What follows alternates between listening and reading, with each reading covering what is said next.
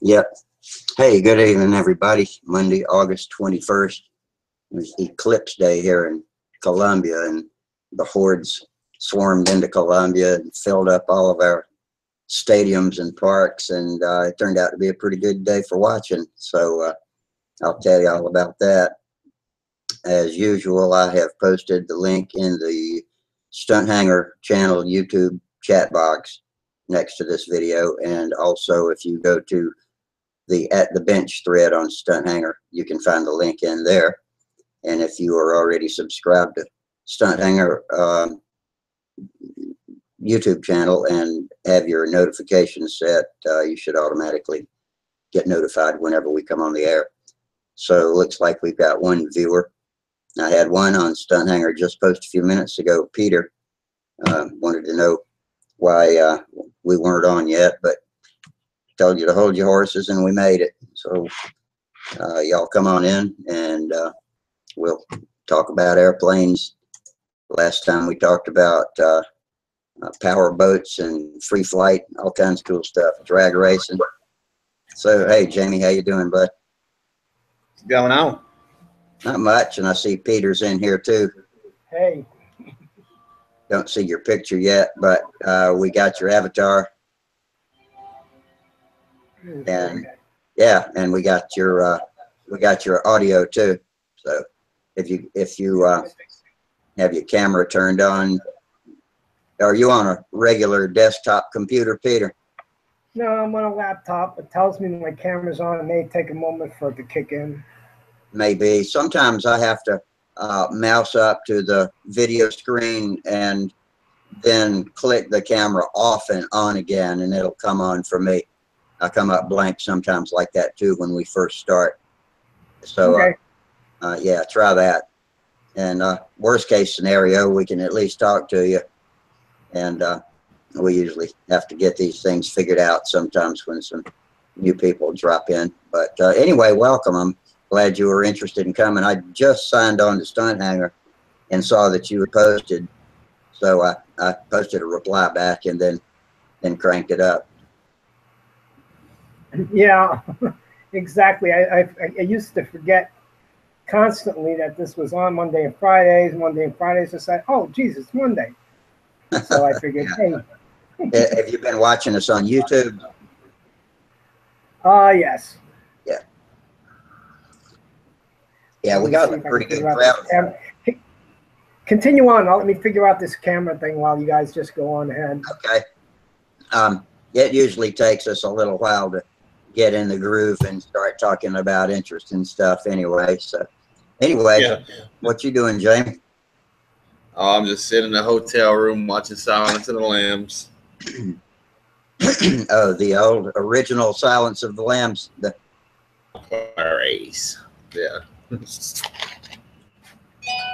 Yeah.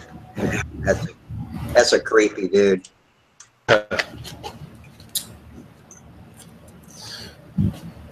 I just watched one of my seasonal shows that started back up on television. I don't watch many, but The Last Ship is one I got stuck on when it first started about 3 years ago, and so I've always followed it through since then. Shows that started back up on television. I don't watch many, but The Last Ship is one I got stuck on when it first started about 3 years ago, and I bet that then either Peter or Sparky with the YouTube channel going in the background. It was one I got stuck on when it first started about 3 years ago. It was going to happen sooner or later.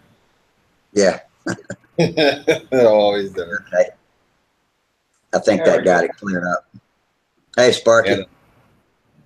Hey, guys. I finally got internet here. Oh, good.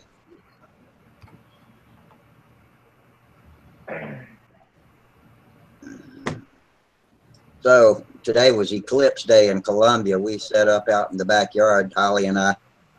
She had got it all set up this morning with an umbrella and some chairs placed in various places to where we could move around, get the best view. And we had a good look at it. It started about 1:15 or so, and we got some good watching as the moon ate the sun, and then just about when there was one sliver of sun left, clouds moved in, covered the sun up, and we were not able to see the full, what's it called, the totality. And so we sat there and waited patiently, hoping it would come back. And about the time a quarter of the sun had come back after totality, the clouds cleared and we could watch it again. So missed everything except the crown jewel. Were any of y'all near where you can see the eclipse? Yeah, I saw it today. Because it was 100% total where we were. And it got, I mean, it got dark, pitch black dark, just like midnight outside. It was creepy, kind of. And all the chimney swifts came out, flew everywhere, and all the rest of the birds and squirrels came to roost and nest. And yeah, it was pretty cool. I've never seen one before. One time we had a partial back in the 1990s, and I was inside of a Union Camp paper mill up in a tower that only had slivers of windows, and I couldn't go back up, couldn't go back outside to watch it, and so I missed. I was really pissed about missing that one. But anyway, hey, Minnesota Mike just checked in. How you doing, Mike? Last time we were on, Mike was at a car show with his Dodge Dart, full 40 powered Dodge Dart, and talked to us over to YouTube. No, he's not a spam guy, Mike. That's Peter. He's trying to get his camera working. Can you still hear us, Peter? Yeah, I'm still here. What you Did doing? you Working turn on off the getting notification tonight? what'd you say, Sparky? Did you shut off the notification to Twitter? I did. I found it and shut it off, unchecked it before I signed in here. So maybe that'll help turn down on the spammers. Okay, we got somebody new on video. Oh, is that Dane Martin? Oh, there he is. He If finally I- figured it. I had to use my kid's computer. Well, we got you. Good to see you. All right. I don't think you've ever been in here with us before, have you? No, just when Sparky was doing it a while ago, man, I've been moving around a lot. So live from Las Vegas, Dane Martin. You're from Las Vegas, right? Yes, sir. All right. ¿Qué dice Diaria Tijuana, Mexico? Hey, Sparky. Mexico. I'm still doing nothing but Monaco here, man. Oh, Hey, wow. I'm a Monaco hack. I tell you what, though, if Dane is the premium Monaco guy around Stunt Hangar. If you want to know how to Monaco something, that's your man. I Monaco wings. I'll paint everything else. Once in a while, I'll do a stab, but not the elevator. But that's only if I'm in a hurry. Well, I'm doing these fillets. I don't know if you can see them, but I took Yeah, we can see it. quarter-inch. Yeah, I'd take quarter-inch strips, and I outline all the parts, and then that way, whenever I seam them together, like I'm doing this one right now, there's no seam. So what happens is I do a quarter-inch strip, and then I roll up about a 32nd of an inch of the monocoat with the fuselage layer, and then I roll over that about a 32nd of an inch with the wing layer, and then it ends up being a radius fillet that's fuel-proof, and that hides the seam all the way around. What are you using for your fillets? It's built up with a 32nd height monocoated. It's technically just Oh, I see what you're saying. Okay. 4 layers. Yeah. Well, that way, yeah, I can see better now what I'm looking at. Yes, so I understand what you're saying now. That's pretty On cool. this one, I monocoated the fuse first. So I skeleton outlined the parts on the saddle, and then I'm monocoating the fuse, and then I'm monocoating the wings, and then I'll add the stabilizer section. Yeah. Do you do anything? Do you do anything to harden the wood underneath, like on your fuselage, like to keep it from? Yeah, definitely. Here's local speed legend, 6-year-old Dabney. Hey, sweetheart. Nice to meet you. How you doing?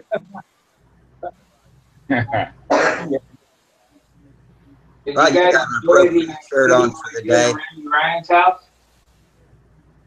Huh? Did you guys enjoy the video I did of the engines at Randy Ryan's house? Oh man, that was unbelievable. He got some cool stuff. Yeah, I think I want to go hang out with him. I flew his lights in his backyard. That's one I got to put on my watch later list. Yeah. I finally finished my P40 completely. No more little details or anything. It's ready to fly now. We were going to go yesterday, but the plan was to go out early in the morning while it was still mild weather, but the grass needed mowing, and by the time we finished that, it would have been too hot, so we blew it off. We'll go Thursday, I think. My buddy Wayne goes trap shooting on Tuesdays. Tuesdays and Thursdays are my days for flying during the week. Is it humid where you're at? Is it what? Is it humid where you're at? It is, yeah, about 80%. Oh, Peter's having a hard time with his camera. Have you told him how to turn it on? I told him, yeah, Peter, like I mentioned, if you will, now he's on a mouse up to the near the top of the window, the video window that you're looking at, and you should get a pop-up bar with a little person, a microphone, and a camera, and a couple of other things. If you turn your camera off and then back on, that usually fixes it for me, because I come on. I've done that. I can see the little light next to the camera on the notebook is lit. And it's not sending anything. I turn it off. The little light next to the camera goes out. Can you It's see off the now. settings button? And then, Peter, yeah, can you, right next to the telephone button, there's a gear looking thing. It says settings. You see that? yep. Okay, click on that. Camera problem. Hangouts can't use the selected camera without a working camera. The other participants won't see you. Hmm. So he's Well, that's a I'm clue. trying to figure this out. You know what this is I updated this computer from Windows 7 to Windows 10, and I think Windows 10 has an issue seeing the camera on this particular Dell laptop. Now listen to what I'm going to tell you. In the settings button, go up there and select your camera that you're using and choose a different camera or none at all. And then hit save. Then go back and then choose your camera again. Unfortunately, I only have one selection, and it doesn't allow me to either deselect it or select anything else. That's how mine is too. Right? Do you know the name of your camera? It's built into the laptop. Okay, but what is the name that it says there in the settings? Oh, you're really asking for something weird, okay? The name it says integrated webcam bracket 0408:2FB1 bracket. Okay, copy that down on a piece of paper and go to Google. You can keep this window open. Just open a new tab. Go to Google and type Windows 10 driver for that camera number, and it'll give you the driver. Okay, I shall do that. Did you go in through YouTube?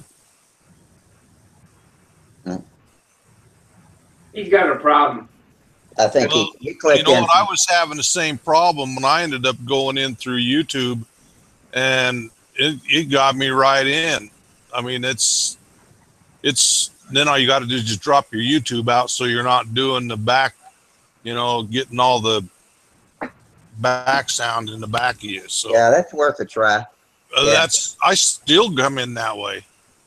Yeah, the YouTube chat box. I'm on Google Hangouts.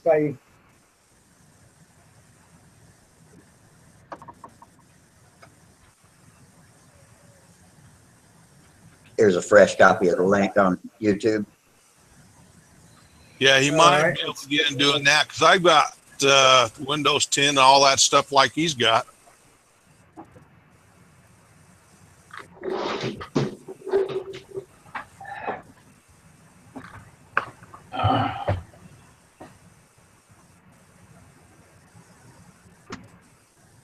So how you doing tonight, Wally? Pretty good. Hey, hey, Charles. I'm sorry I didn't see you drop in over there. That's okay. How's everybody doing? Pretty good. We're concentrating on getting Peter's camera working. Yeah, I saw that. If it doesn't, he can voice with us until we get it figured out. You guys get to see the eclipse today? I did. We were at 100% right here in Columbia. And cool. I was just telling them we had a good clear sky and watched the first 3/4 of the sun disappear. A big black cloud came over, covered the sun for the next 45 minutes. And as soon as the crown jewel of the show was over, the cloud parted and let us see the moon moving away from the sun again. So we saw the eclipse in progress, but we didn't get to see the full totality, and that was terribly disappointing for me. Now everywhere else in Columbia got to see it clearly, as far as, because we had live news coverage of all the different venues where people were watching it. Just hordes of people came from out of town, and it looks like just about everybody but my neighborhood got a good view of the totality. I texted with my son while it was going on. He got to see it out on the other side of town where he lives. And so I was disappointed in that. I'd probably never get another chance to see a full one like that. I'll just have to look at everybody's pictures. But my son said that right when the diamond ring appeared, that it was momentarily purple. Minnesota Mike asked Charles, "Did you go to the joust?" Yeah, I did.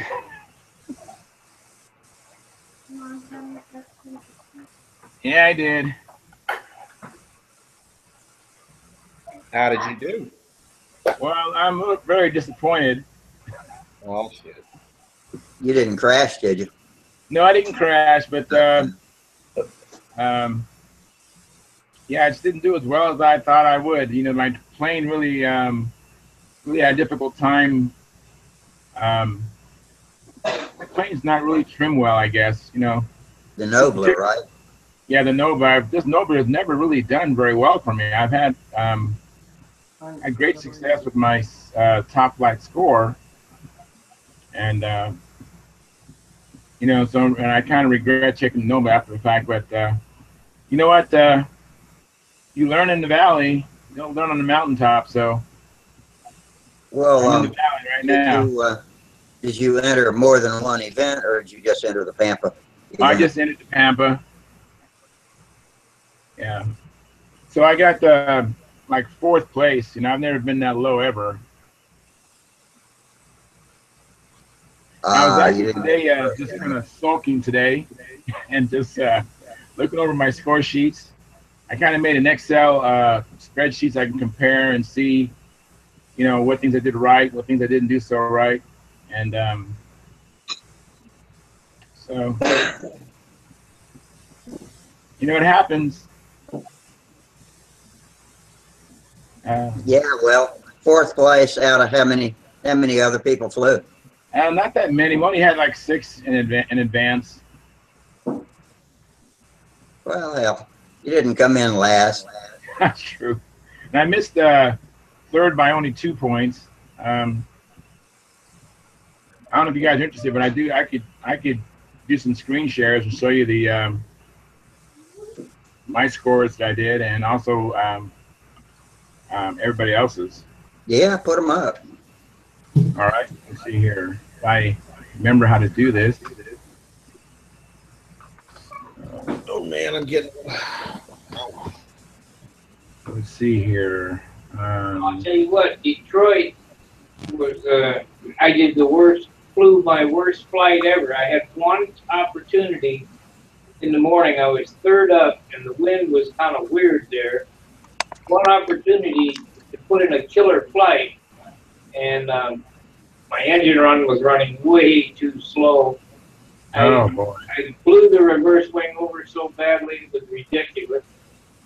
And I only scored a 538. I'm sure them Canadian guys I left after the first flight. It was 1 o'clock and I had a 4-hour drive to get back here today. Wow. I didn't get back too late, so I only stayed for one flight. But them Canadian guys are good, really good. Are they flying IC or electric or both? One had electric, one had an IC.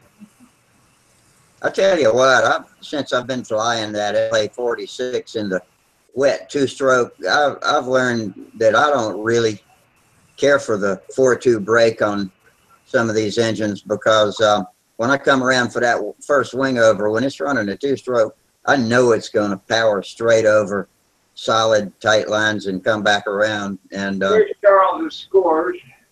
Okay. Let me click on you there, Charles. All right, I got you locked in. Okay. Let me go to So I made this up with my spreadsheet in Excel, and so I wanted to see at one glance, you know, what Judge 1 did and what Judge 2 did in the first round and also in the second round, and you can kind of see it right here. So in the first round, my average score was 462, but you can see how the judges saw it, you know. You know, my only really highlight. Go ahead. Peter, I don't know if you realize it or not, but if you click on Charles's picture, it'll lock you in on whatever he's doing. Oh, we got Peter twice, but one of them's got a camera. I only see one. Okay, I'm going to eject one of them, and I did. I already popped off. okay. I still see your old avatar. There we go. Oh, there we go. Okay. All right. Now, what I was saying is, if you click on Charles' little box down at the bottom, then it'll lock in on whatever he's screen sharing. Or if somebody is showing something you want to see, then you can make sure that it doesn't keep flicking on and off. But anyway, let's see. You got 30, 29, 29, 28, 28, 29. You got a scattering of 30s in there. You got a 21 on your inside square loop. What happened there? You know, I don't know. I'll tell you one thing is the one judge told me is that when I lifted my nose up on my plane, that it would just accelerate so fast that it would contort the maneuver, you know.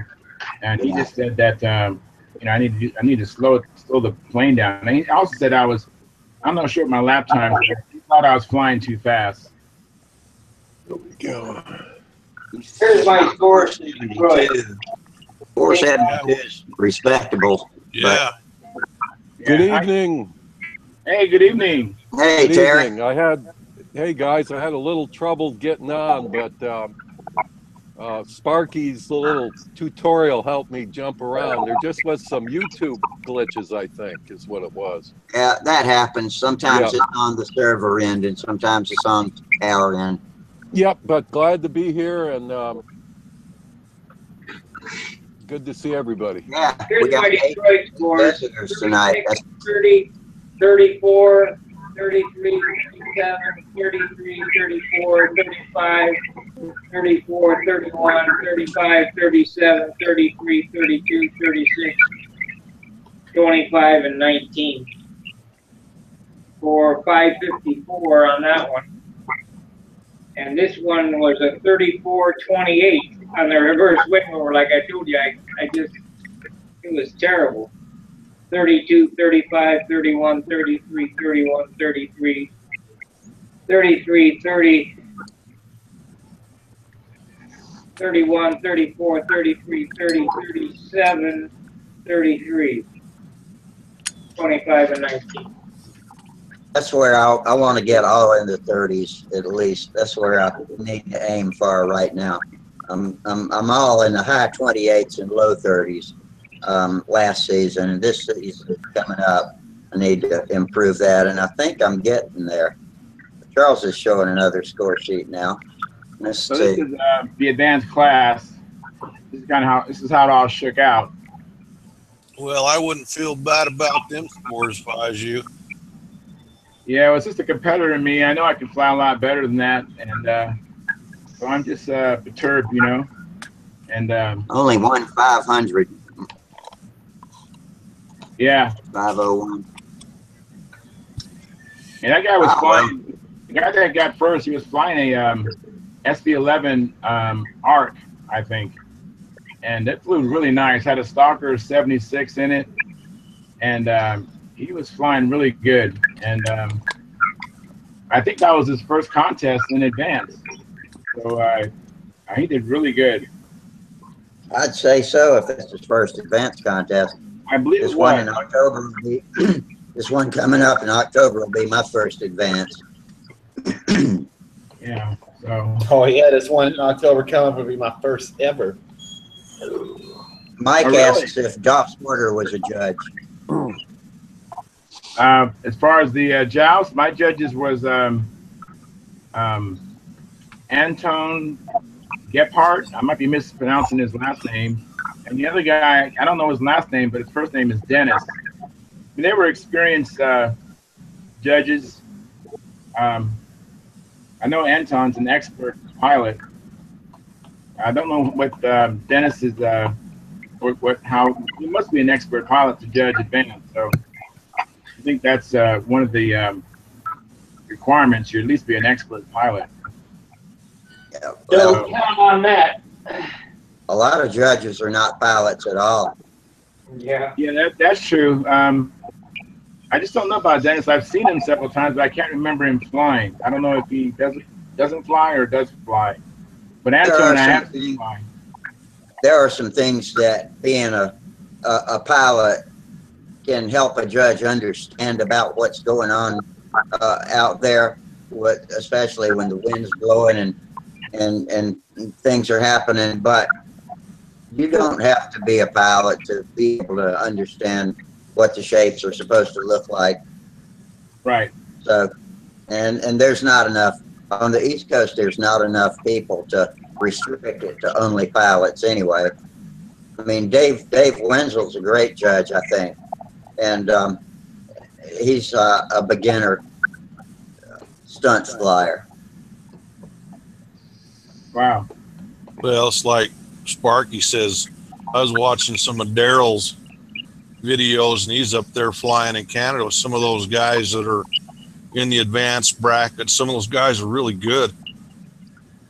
They can fly. They can put it down. Yeah. And on the other hand, down here, I see. Were FAI world champs on their FAI team. They were great. Now they weren't champions. They were on the FAI team. Really good. Both of them were flying at Stenko's. Both of them were flying what? Yeah, it's Stenko's. Yeah. Shanko Russian. Sharks. Yeah. Russian planes. One was a classic, one was a shark. I thought you said Stinkos. That's what I said. That's what I thought, but I knew what he's talking about. Are those planes that come apart? Oh, that's funny. Yeah. That's funny, Sparky. Yeah, those are pretty cool. They're expensive too. Yeah, I've never seen one, but I've seen video. You can't get points for $4,000 for one. you can't get BOM points for those though. No, Right. you don't. But he still killed me. I had 538. He had 559. And hey, Terry, Yeah. Yeah. They are very expensive. I was talking to my brother over the weekend about his Canby outboard. That is a 7.5. Yeah, and I've got the feelers out for you. I found out that those shafts are swedged square and electrically welded at the same time. Well, another thing I found out, his skag is broke. Hey guys, I got to get my beauty rest. Nice to see you. Oh, Hey, great to see you, Friday. Okay, we'll see you, Sparky. All right, thanks for dropping in on us. Fair winds, tight lines. See ya. We'll see you. So anyway, with that broken skag, I don't know if that means somebody can repair that or if you have to buy a whole bottom end.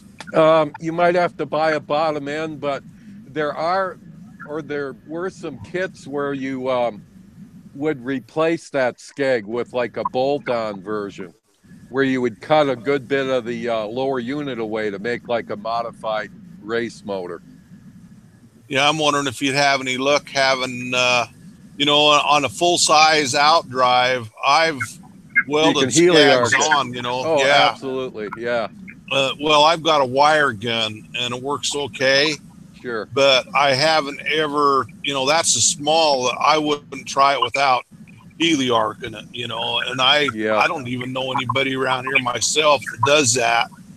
Even been in the weld world like I have been for 40 years, without being in a weld shop, and I don't work anymore. So, but I if he wanted to do that, I think we could pursue that. But I think the best thing for him to do would probably be to see if he could find a lower unit. Yeah. There is I picked up these, I guess you'd call them brazing rods at one of the Sun and Fun fly-ins. It must have been 10 years ago. I've still got them. You can braze a soda can with these things. Yeah. All you need is MAP gas and oxygen. You just real low heat and it's stick, no gas shield. It's got the flux built in. Yep, it's on the outside already built in. Yeah. I want to ask you something. You were talking about a skeg a minute ago. Is that like a keel or a fin underneath? Yeah, it's a fin. It's like a little rudder that sticks down, but it's on the end of the outboard shaft. Okay. Yeah. Finally, vertically. Yeah. Finally, I found somebody else that knows what a skeg is, because that's what we call the fins on our surfboards back in the 60s. Okay. Yeah. So same purpose. Yeah. Same purpose. Yeah. Well, if something happens, if anybody out there contacts you or whatever, has some info, that'd be awesome. Yeah, they've got. There's lots of people needing shafts and also the Teflon tube that goes inside there also. Yeah, he said that, as you lay your flex shaft in there and it comes into the bottom of that, he says it's just barely gets to it. He says if it was like even an 1/8 inch longer, it would go in there and you could run it for, and it would work, but it's short enough that it's not, it's just not long enough. I'm wondering it probably if I got wore roll off. that up and make it work. Yeah, you might be able to do that. Just braze it. Cool. I'm going to grab something to eat. I'll be right back. Well, not right back. I will be back. Over on YouTube, Minnesota Mike says he's going to watch Dynamic Soaring this weekend by Bakersfield. Oh man, he's in for a treat. Is that like slope soaring? Yeah, but that's the soaring that holds the speed record. Yeah, and those planes are pulling 9-10 Gs. I mean, they tear and they explode the wings all the time. I mean, it's spectacular. Wow. Yeah. You were the one saying if you don't have carbon fiber, you don't have a chance. Yeah. I fly business launch gliders too, and I go out there and do that dynamic with guys sometimes. I might try to build up the end of that shaft. I mean, he's really not out anything. If it works, it's great. If it doesn't, well, there you go. I don't see that he's out of thing. And even on the lower unit, if I can build that up myself, maybe with my wire gun, You know, if it doesn't work, like say he's not out anything because it's not working now. Yeah, that you know, the on the outboard, the skig is certainly you know, it's part of the turning system for the boat. Other than the directing of the thrust, you need that rudder or that skig down there to hold the stern of the boat into the turn and vector the thrust and stuff. So you could just bolt one on to the side of this, you know, and just run it down a piece of aluminum. Something sturdy enough, 6061 or something. Yeah.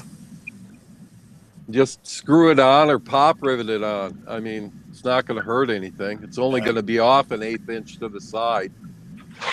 He still got his boat. I was telling him the other day, and he says, you know what? I'd get my boat all cleaned up and put it back together and run that thing. Absolutely. So. Absolutely. I can't remember how he screwed it up. I think he hit a rock with it when he was throwing his boat in the water or something. It's always something. But you know, the boats are, all my boats are still around. My airplanes, I don't know. My airplanes are all pieces and garbage, it seems like. That's what I'm saying. I ruin mine when they're done. I wear mine out. I don't wear mine out. Well, I haven't worn them out since I was a kid. I had an old Midwest P-51. It was a profile, and that was really a nice airplane.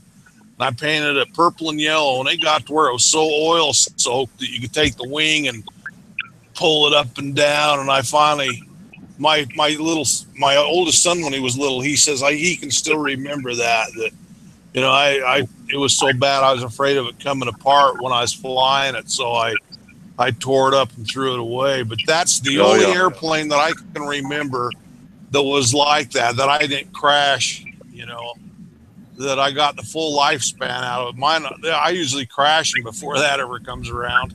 I don't wear too many of them out either. Gee, I remember that. I got to figure since I was maybe 14 years old, I've never had more than one airplane in the air ever at any given time. Care of the damn thing because it was the only one I ever had. Absolutely. Well, you've labored so long. I mean, all the, you know, putting, like I used to put in parts before I had to go to school. You know, you had to pin them down with the amboid and then, you know, come home after school, pull the pin, sand, fit your next part, glue it, do your homework, whatever.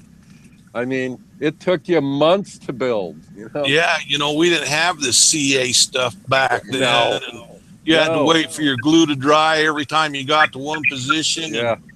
And, man, it took forever to build an airplane. And like James, he flies those Ringmasters, and the first airplane I ever made was shoestring. That was that Carl Goldberg kit, and I bought me a McCoy 35, and it was. I love it. I got the Blue Head, which was the radio control version, and I just took a piece of wire and I wrapped it around there and put a screw in the body so it would hold it open, and I run that Ringmaster for a long time, and then I ended up getting a little Indian 19 that had the high compression head and the different intake. And I run that on the junior Ringmaster, and I flew that on 52-foot lines for the longest time, but I finally crashed it too. And good trainer though.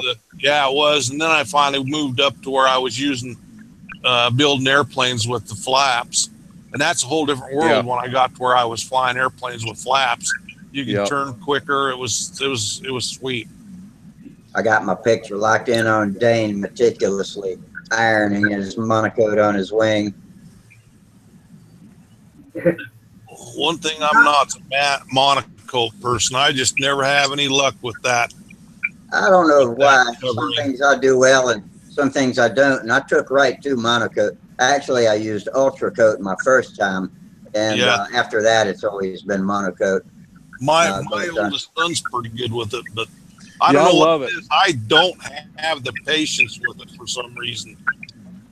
You know, I use that balsa right before I monocoat, and it certainly prevents the fuel soaking. And I use it all on the fuselage, but I've also resined my fuselage profile, and I use.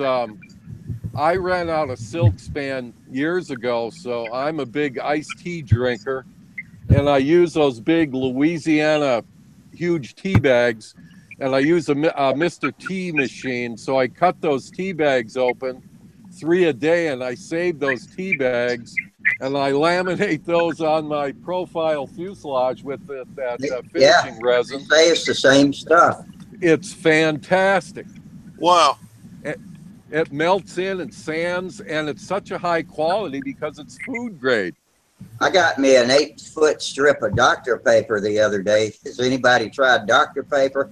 I got some, but I haven't tried it. And I'm not a real paper guy. I mean, I'm a monocoat guy. I mean, I watch with awe when Sparky does his covering his tutorial. I mean, I love it. I do my solid wood parts with paper, and yeah, you know, the fuselage, the stab, and all of that all gets papered, and that saves you a lot of work in trying to fill the grain in sand. It's a real time saver. Yeah, it's stronger. Yeah. Well, one thing about it, the film coverings they're definitely lighter. Yeah, lighter, and I think. Well, I don't know if they give more tensile strength, but let's put it this way. It's very predictable.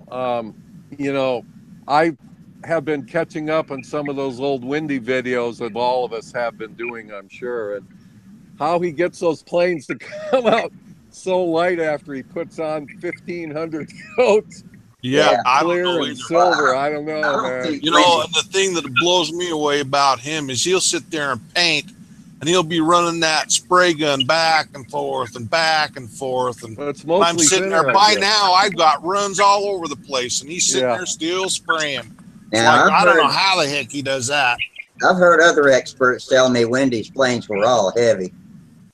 Well, what he's telling us there on his scales and stuff, they're not heavy, you know. And with me, when you build a great big airplane, you put a 90 engine in it. I seen when he's doing a 90. Yeah. And that thing still comes out of 65 ounces. I'd like to see how it's done. That's pretty light. Yeah. For a and 90, they're beautiful. They are. They're absolutely beautiful. Well, you know, I used to think, well, he's like the most perfect builder I've ever seen. But when he starts doing his close-ups and stuff, I see that he's not perfect. You know, you see, well, this hinge slot isn't quite straight, or it's too long. You know, he does good, but it's not the perfection that I thought. I see. Well, you know what? He makes the mistakes like I make. You know, yeah, it's all art, man. You know, like you tell an artist, I need a picture of an apple. You're going to get 6 apples. They're all going to be different. Yep. But they're all going to be apples. It's just and art. They're all going to be good. Yeah. Yeah. But that's the thing is we all look to make the perfect airplane. And I was telling my brother, the day that I make a perfect airplane is the day that I quit. But I don't ever come close to building a perfect airplane. Here's my perfect airplane, my perfect design right here. It's of course a takeoff on Wiley Wooten's famous Voodoo and the combat hats, and this is the one that I designed from scratch around the OS 46 LA. Wow, that's pretty. I drew the wing up and everything, and it's got all the, you know, it's got the added bay and the outside wing. So, but it's the bare minimum. It's like the gas boats, the RC hydroplanes. You've got the boats that look like a hydroplane, and then you got the outrigger that is just pontoons and a little fuselage to haul ass across the water. And that's basically what this is. It's got the shortest moment you can get. I mean, I got the motor recessed a 1/2 inch into the leading edge. I'm using the rear mounted so you got an extension out to the prop. No, that's just stock. That's stock. Is it? Yeah, that's just stock. Okay. Yeah. And Looks nice. this thing, How do you like those master air screw wooden props? I like them. And I like the sound they make. You know, I get that Do you? real nice tip breaking. Yeah, I like the the tip Yeah, breaking like the sound barrier. there. Yeah. Well, Yeah, I do you can do it find real that the well wooden ones, RC, but these do it. do you find that the wooden master air screws are underpitched like the plastic ones are? They are. You know what I don't understand is some of my earlier ones were very consistent, and then for a while they weren't consistent, and I wondered why they weren't. If they didn't have the machine set right or something, but like all of us, I'm crazy and I play with all my props, and that's why I like the wood, because I can put my own airfoil in them a heck of a lot easier Yeah. than breathing that carbon poison.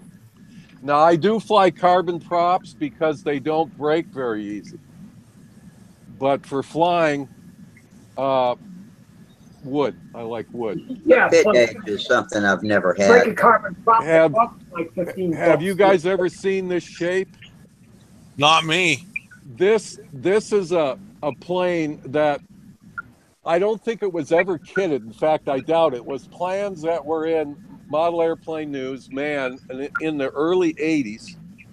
And I just like the wing shape, and I wanted to see how they got this elliptical wing, because even the leading edge is elliptical. It's called the Basta. And when it's super windy, this is the plane I bring out. And I've flown this plane when other guys, the wind was so strong coming off the ocean with these gusts. Um, uh, it was causing crashes. You know, when your plane blows in on you and your lines go slack, you're in trouble. But that wing shape with the wind is just, you have to fly it to believe it. It just is Yeah. amazing. If you live near the ocean, I guess you better learn to fly in the wind. Yeah, and we get these puffs. They come off the ocean. They call them cat's paws. They're like little swirls of wind. Yeah. And that's good. It's all good, Speaking of slack lines, here's a topic, and it's a shame James isn't here. Maybe we should wait for him to come back, because I'm right I'm here. sure he would have some. Oh, okay. He's I'm just being sorry. quiet. I'm just When camouflaging. when I started flying as a young kid, I God bless those men that helped me. I mean, they God bless them all. They were real standoffish to me at first. And I told Rusty the day I was 8, and I was already flying some half A stuff, that little swordsman and those little solid wing things that Goldberg 4.9 had. units. Yep. Yeah. Goldberg. Yes, sir. And anyway, those guys taught me to fly, and there was a man there named Art. I never knew his last name. He was the first adult that I knew that died. And I told my mother, I said, Mom, I really, the guys from the flying field are going to the funeral. I really want to go, or to the wake. And my mother said, you ready for this? But I went. Anyway, he taught me. I see guys, and even on some of the super videos that Rusty just shot, people's lines go slack. They jump backwards and yank on the handle. No. Give the plane a chance to fly itself out. I'm telling you, I see guys pull on the handle. You've just killed that plane. You have killed it. It's not going to recover. Yeah, you jerk the air off the wing. Yeah, you just lost You pulled all the plane into you. You pulled extra slack in. Even though the lines are swooped heavily, don't pull on them. Let the plane fly itself out. I raise my, I keep my arm kind of straight. A lot of guys I know fly from the hip, and it's all, but follow the plane and don't pull, and don't step back too quick. Step back slowly if you must, but you don't want to pull that plane out of its arc. It's got centrifugal force, it's got momentum, and the aerodynamics, even though you don't feel it, dynamics are working. Mm-hmm. Give the plane a chance to recover. I've seen Shug, God bless him. I've seen him yank his lines and smack that plane. And he's done so much for the hobby, so much. I push his videos. I've got his video list posted at our local hobby shop, so I know the views had to go up because I got emails from these young kids saying, wow, that introduction to control, wow, is that cool? And, you know, it's just what a great introduction. In fact, the AMA should have a link to that on their website because they should. Nothing for control lines. They should. Nothing. Well, I'm like Rusty. My problem's falling down. I fall down and I'm going around in circles on my butt, trying to keep my lines tight before I can get up on my knees and then get up. And I usually save the airplane, but it's like, you know, when you're on the ground going around and that's happening, the only thing you're thinking about is holding on to the handle. So, so that, you know, hopefully you're pulling enough up there that the airplane will go up before it's ground. And like you say, usually that airplane will catch itself and go back up. And you know, and I haven't crashed one to where I haven't been able to fix it, you know, after falling on my butt. And I've done it more than once. You know, I like flying on. Go ahead. My friend told me I fly on illegal lines, and they probably are. I have 70-foot lines, and some of my lead outs on my planes, like on my little Buster, it's as long as the wire was that came in the kit. So I got maybe 18 inches of lead out. And I fly these on 70-foot lines, and I don't necessarily try to do the AMA pattern. I try to do like your son does and just fly artistically. And I do some have a good time aerial stuff that you wouldn't believe. And I'm telling you, with these planes, which the weight on these planes, you guys don't want to know the weight on these planes because the most weight is the engine. It's just engine and a flying stab and a beautiful wing that is balanced perfectly. That's the other kind of nasty thing on these flying wings is that the weight and balance is extremely critical.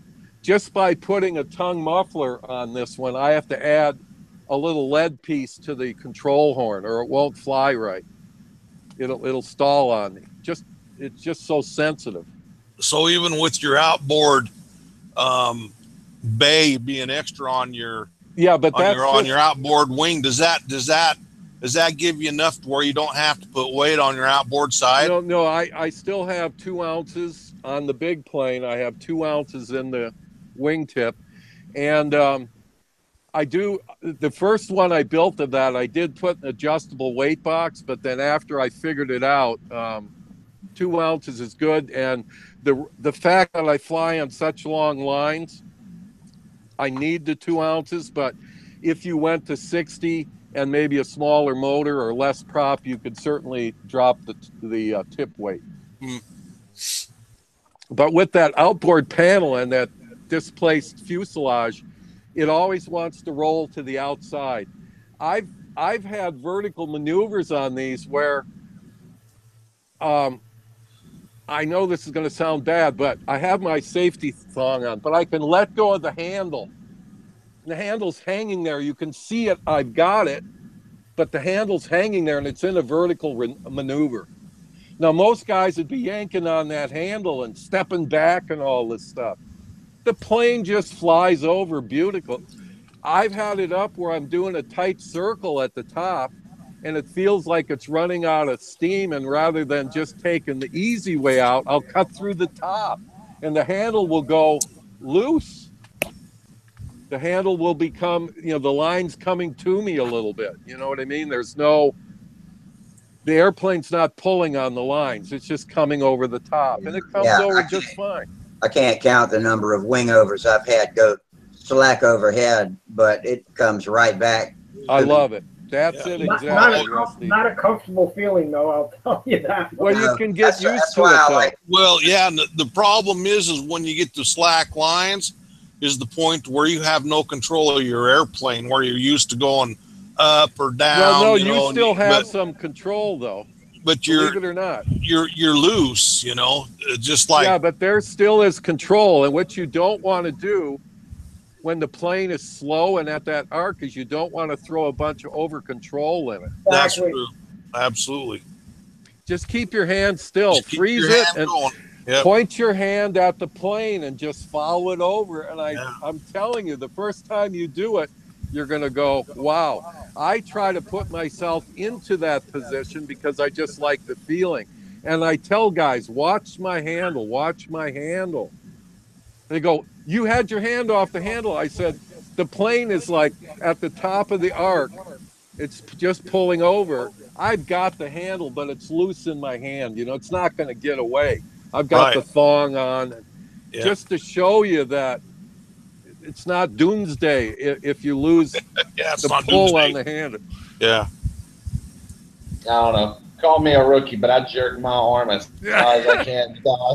It's just like I'll get, just pull on it real hard. How many you think? Yeah, How many the deal is- ringmasters do you think I Yeah, jerked to their death?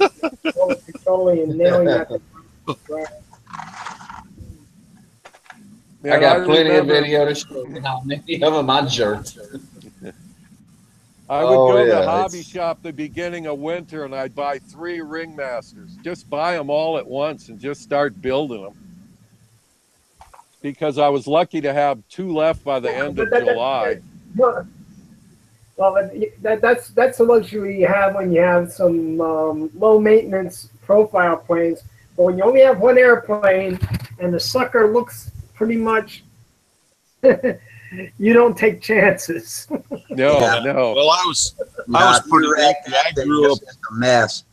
Yeah, I grew up with parents that had a hobby shop, and so Oh, my wow. stuff actually came pretty easy. Wow. In fact, I've still got stuff in my basement that has a hobby house sticker on it. Hobby house and gifts. Wow. Yeah.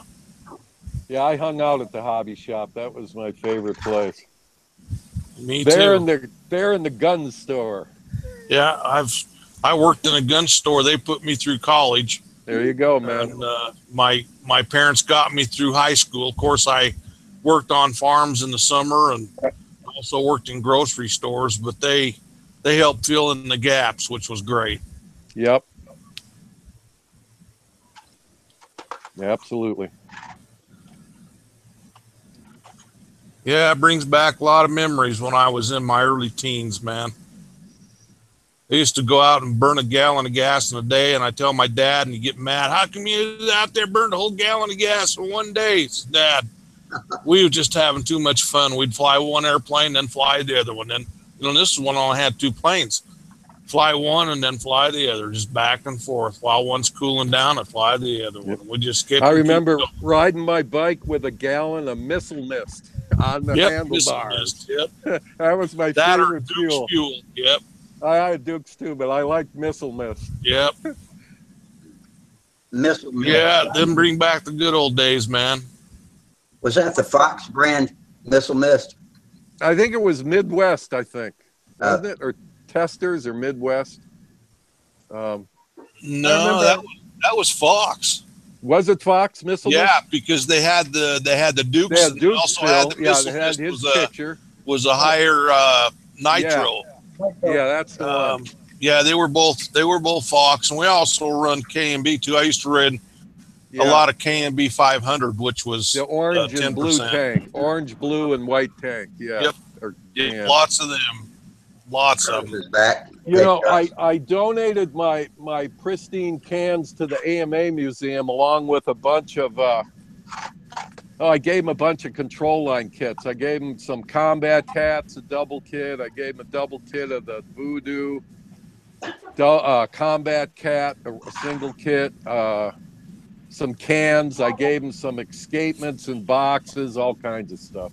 Boy, it's amazing now.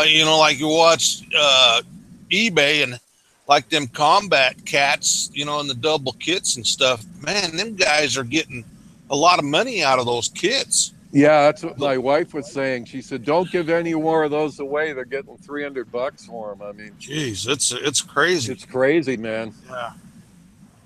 Yeah, that was a. You know, I was buying those things. There was that American Hobby Center out of New York, and they would always have an ad in the Model Airplane News. It was even before Tower Hobbies got big. AHC, yep. Yeah, AHC, and I used to get a double Voodoo kit and a Fox 35 stunt motor for like $46. Yep. So I call them up and I say, "Well, how many of those do you have?" She said, "What, Fox motors?" I go, "No, those Voodoo kits." She says, "I got 6 of them." I go, "Give them all to me with the motors." Send them all. Never had a Voodoo. I like that. I like that plane though. Oh, it's a great plane. Oh, Rusty, you never had a Voodoo? No, never have. You want one? Here, hold on. I'll grab mine. Hold on. And no, I got an extra kit, and I mean, I already got one partial. So, I mean, You find an old Fox 29 or 36X, put it on there with a bladder, or have a blast. Yeah, 36X. Yeah. I don't know, Jamie. I got a few of them I hadn't built yet that I've promised myself I'm going to build. So I'll remember when I catch up. I'll remember you got the Voodoo, and maybe I'll take it off your hands. I still got my Sterling Mustang to build. Trade kit. Put that on your Voodoo. Now, there you go. It looks like Gerald just Yep, that'd be came it. in and clicked the super chat. Thank you, Gerald.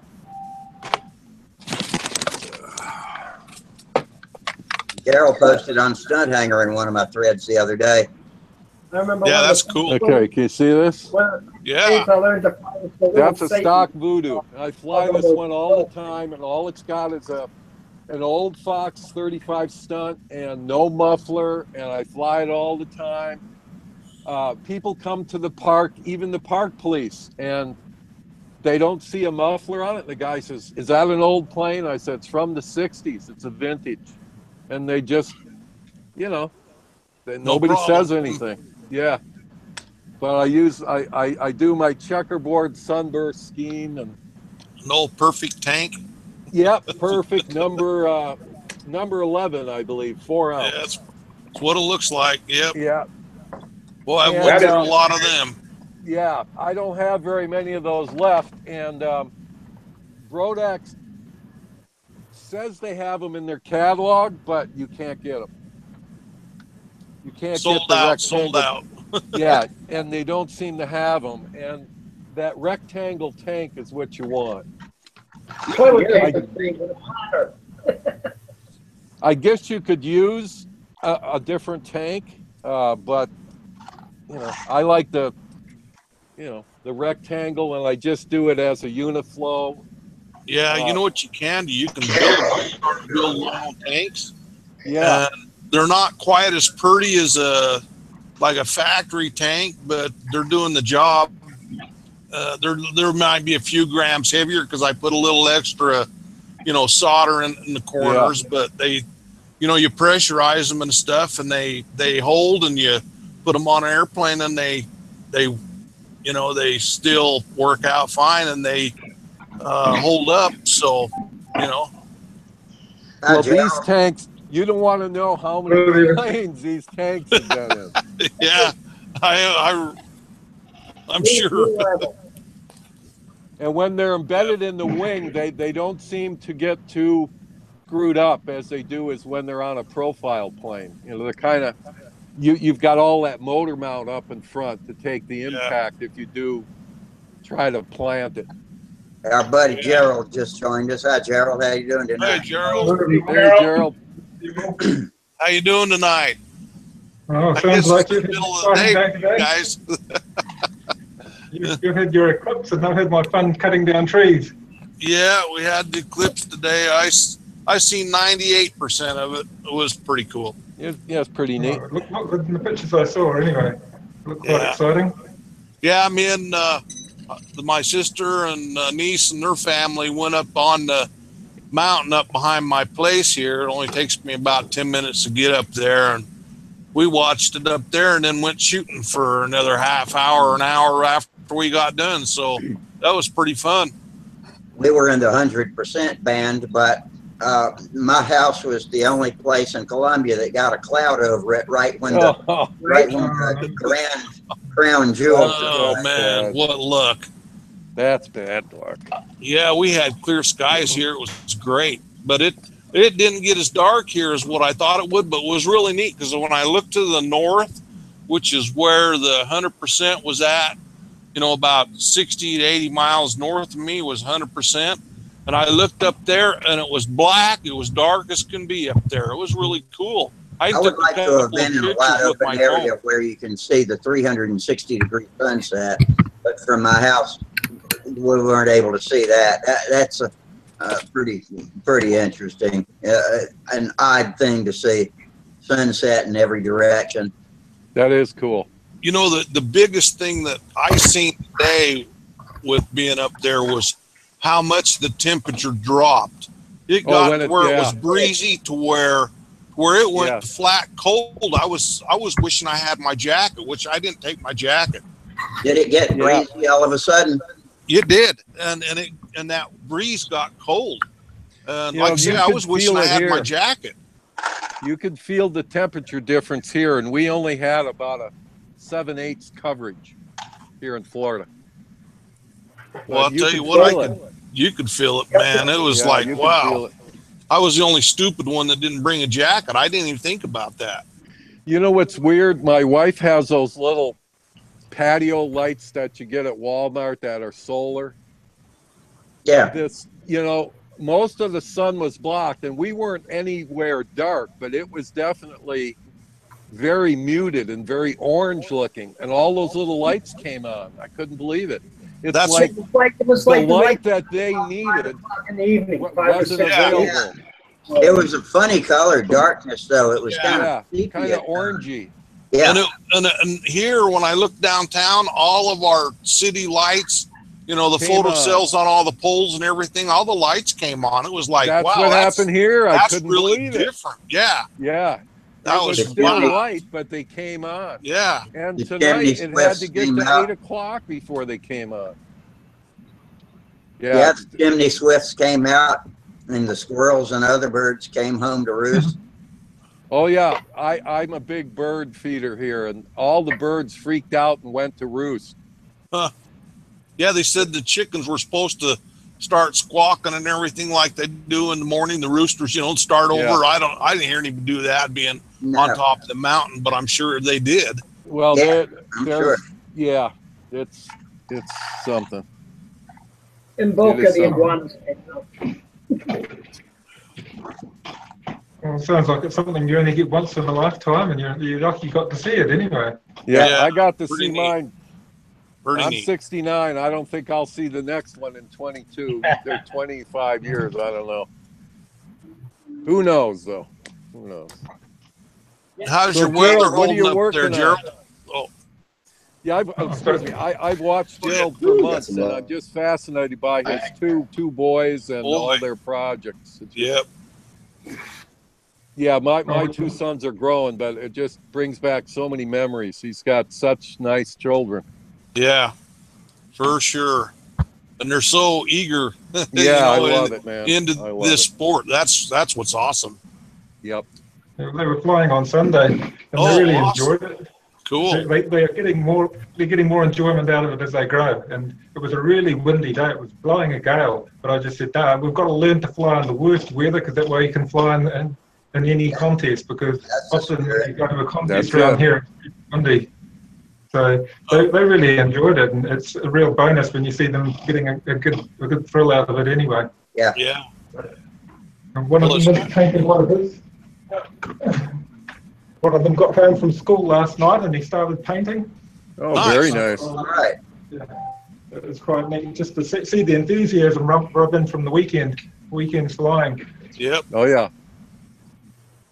But, we've got a big event coming up in November. I'm supposed to be organising a stunt contest for the Auckland region of New Zealand, and trying to get the boys to the point where they can fly just the basic manoeuvres, take off and do some loops and a wing over. and that's my aim. And if I can get my wife to join in as well and fly Awesome. basic maneuvers would be good too. That's cool. Very nice. Yeah, Terry, Gerald has got the most awesome wife. She is awesome. Well, Any wife that flies, yeah. yeah, hang on to her. Yeah. My wife tolerates, and that's awesome for me. But if you've got one, I mean, grab her and hang on to her. Yeah, one Tell that'll her you go love out her, there man. and fly. That's awesome stuff. That is awesome. When I was going up with her initially, when she was 21 when we first went out, and I got her flying then, and so she's always been used to flying. So it brings back good memories from when we were young, when we were flying together. Very nice. But yeah, she's quite demanding, and she tells me, build a new model, got to get another one on the board. Hurry up, your motor's worn out, buy a new motor. So it's quite good in that respect, but it is hard to, you're trying to keep all three models. You know, when you go out flying, you're trying to have models for each person and a backup model for each person, and that's hard work, trying to make sure you've got your own models as well as models for 3 other people. Yeah, you're the pit man. Yeah. It was like when we do control line racing, I end up doing the pitting and my wife flies. Oh yeah. And that's challenging. But I found it too hard trying to do combat because they couldn't pit for me. I had to do the pitting, they had to do the flying, and that didn't work. But, wow. So it's all a different challenge.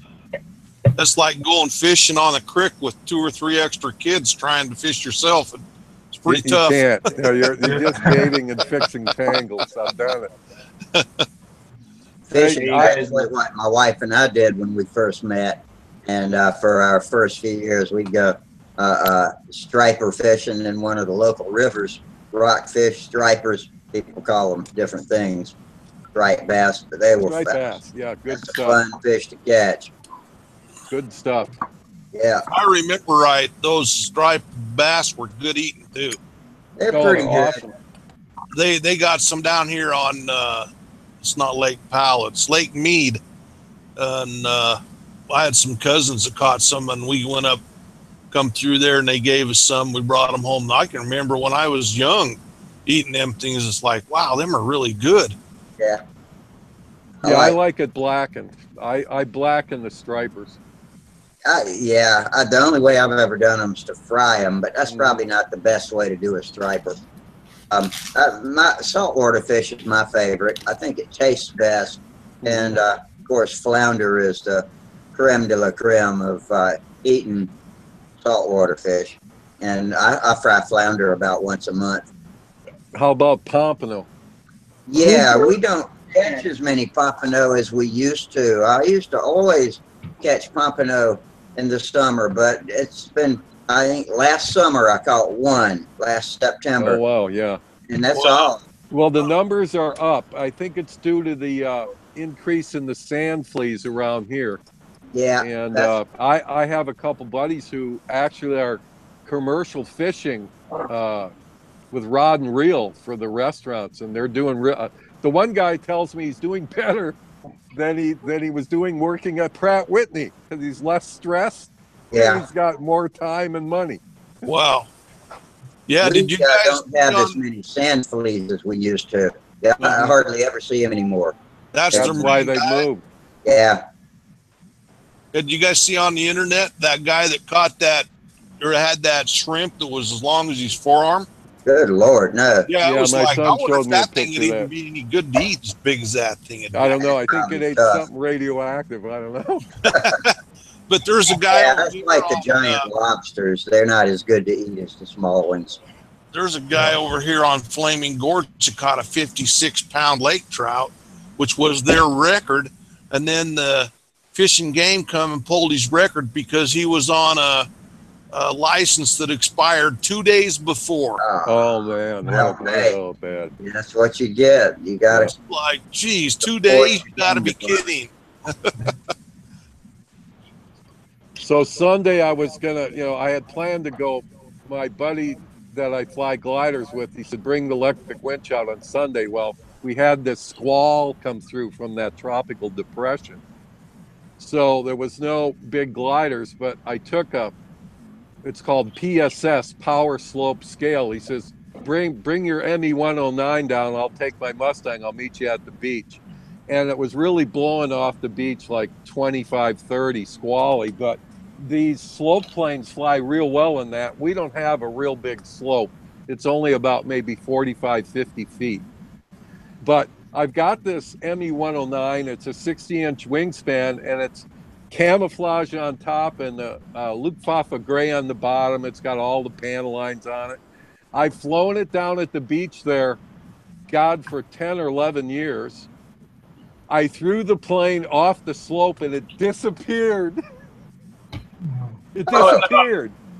Like what? Because I'm used to flying in blue skies. I threw it out in this gray, squally sky and it disappeared. Gray.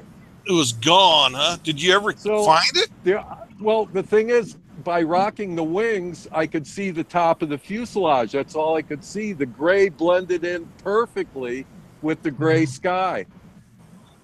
But I've never had that problem because it's always such, those Florida blue skies against the blue water and the white sand. I never lose it. Yeah. But I was flying on this rainy, squally day. When I came back, I was talking to a buddy, and I told him, I said, well, I only got 2 flights. The second flight, it just disappeared when the cloud popped down. It wasn't that the cloud covered it. It's just the camouflage was doing what it's supposed to do. So the only way I could get it back, and my wife, God bless her, she was listening. I said, well, I just rolled it inverted so I could see it. And then I flew it back behind the hill and rolled it right and landed it. And I hung up. My wife says, you tell your friends that you flew back inverted? But I did. It's an aileron elevator glider. It's real easy. Like, it doesn't want to stay inverted like a Ninja or something, but it flies inverted as well as it does right side up. And it's not any super wizard skill to do it, It's just that it's so funny. I'll be right back. I tossed that glider off and the camouflage worked. It was bizarre. Yeah, I'll be back here in a couple minutes too.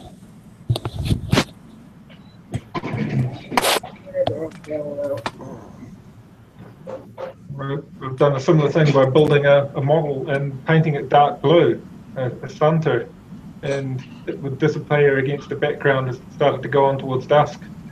Oh, absolutely. That's why I do my airplanes a lot of reds and yellows. And my eyes, I got to make sure I can see that thing. Man. Yeah, the graphics help judging too, but having just a monotone plane doesn't really help in the sense of lining it up as well. But you learn these things by trying them, don't you? Yep. Yep. I built a Skeeter, a little hand-launched glider, RC glider, and that used to be a lot of fun. I used to fly it, but I'd lose it in the grass when the grass got really long. Yeah, the camo. See, it's doing its job. Yeah. But, yeah, for a Stunter, yeah, it's nice to have that contrasting graphics. But I like a military scheme plane, and you still have to choose the scheme carefully. Yeah, me too. I like the pre-war American naval schemes with the contrasting. Oh, the yellow silver and the blue and the big roundels. Yeah, I love that. Yeah, it's brilliant. Yeah, it's sort of quite sad when it comes to the Vietnam era, and then everything is toned back to a monotone color. Yeah. I suppose it was much better for the pilots, but aesthetically it wasn't nice to model in the same way. They had a replica of that P-26 pea shooter at the Oshkosh show. It was that Sun and Fun last year also, here for the EAA.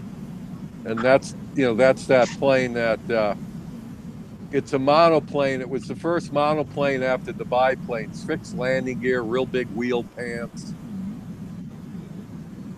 They're a beautiful looking plane. Yeah. Some of those early Boeing biplanes were very nice looking aircraft too. Yeah, the one with the wheels that retracted was neat too, the biplane, the Navy one. I can't think of the name of that one. Goshawk. Cool. Yeah, that's it. Boy, you got a good memory. Yeah, that's a beautiful airplane. A lot of the era from the 30s through the early 40s, they made some of the most aesthetically pleasing planes. And I think they're the ones that a lot of people like to model, like Walter Messiaen, that did ones like its Lockheed Vega with the beautiful Oh, eagle. I love the Lockheed Vega. Yeah, the Twin Disc Corporation up in Detroit when I was a young kid had one, and they'd fly into my my hometown of Kenosha every once in a while, and I was always hanging out at the airport. My dad was an 8th Air Force pilot and always managed to have something to fly through his business or something. But I got a ride in that thing, and boy, what a sweet airplane for a big twin engine 30s airplane. It was slow, but just beautiful. And just a nice airplane. Just the swoopiness of it. I love it. I don't know. Yeah. Oh, it's Yeah. The Lockheed, I The don't know if you guys Lockheed can see Lodestar this, is but another one. The this Lockheed Lodestar is another one. this will be the paint job on my Super Chipmunk when I get it done. Oh, that would be nice. That's pretty striking. This side here, the construction's all done. I'm almost ready to paint it. This side here, this is going to be the body scheme. Oh, it's a lot of work. It'll be a pretty airplane when I get it finished. Very nice. The only thing is I haven't decided for sure how I'm going to finish the bottom, but I think I'll do it in the Art Shoals Super Chipmunk colors, which is just red, white, and blue. Mm-hmm. Well, Wally, what size is the Super Chipmunk going to be? I'm going to put one of the big coffin-cased Fox 40s in it. It'll be a ball bearing engine. Yeah, I like those motors. Yeah, I've got a bunch of them. Yeah, they're pretty bulletproof. Oh, I told you wrong. That one's going to have a Magnum 45. Oh yeah, that's even better. And it'll have a control line Venturi on it with a Indian needle valve assembly. So Should it'll run. rock and roll. Yeah, I'll fly it on with a Uniflow tank. Mm-hmm. So, in fact, that one's one that I've made. It's 4.8 ounces, and I figure I can fly it on 3.5, maybe 4. Depends on how much gas that engine sucks, but I should be I've got around one of those 46, 45. 47 ounce airplane when I get it finished. Oh yeah. Yeah, I'm right on track for 46, 47. Yeah, you'll need 4 ounces for sure. So, yeah, as big as that engine is, my son runs the same engine on his Oriental.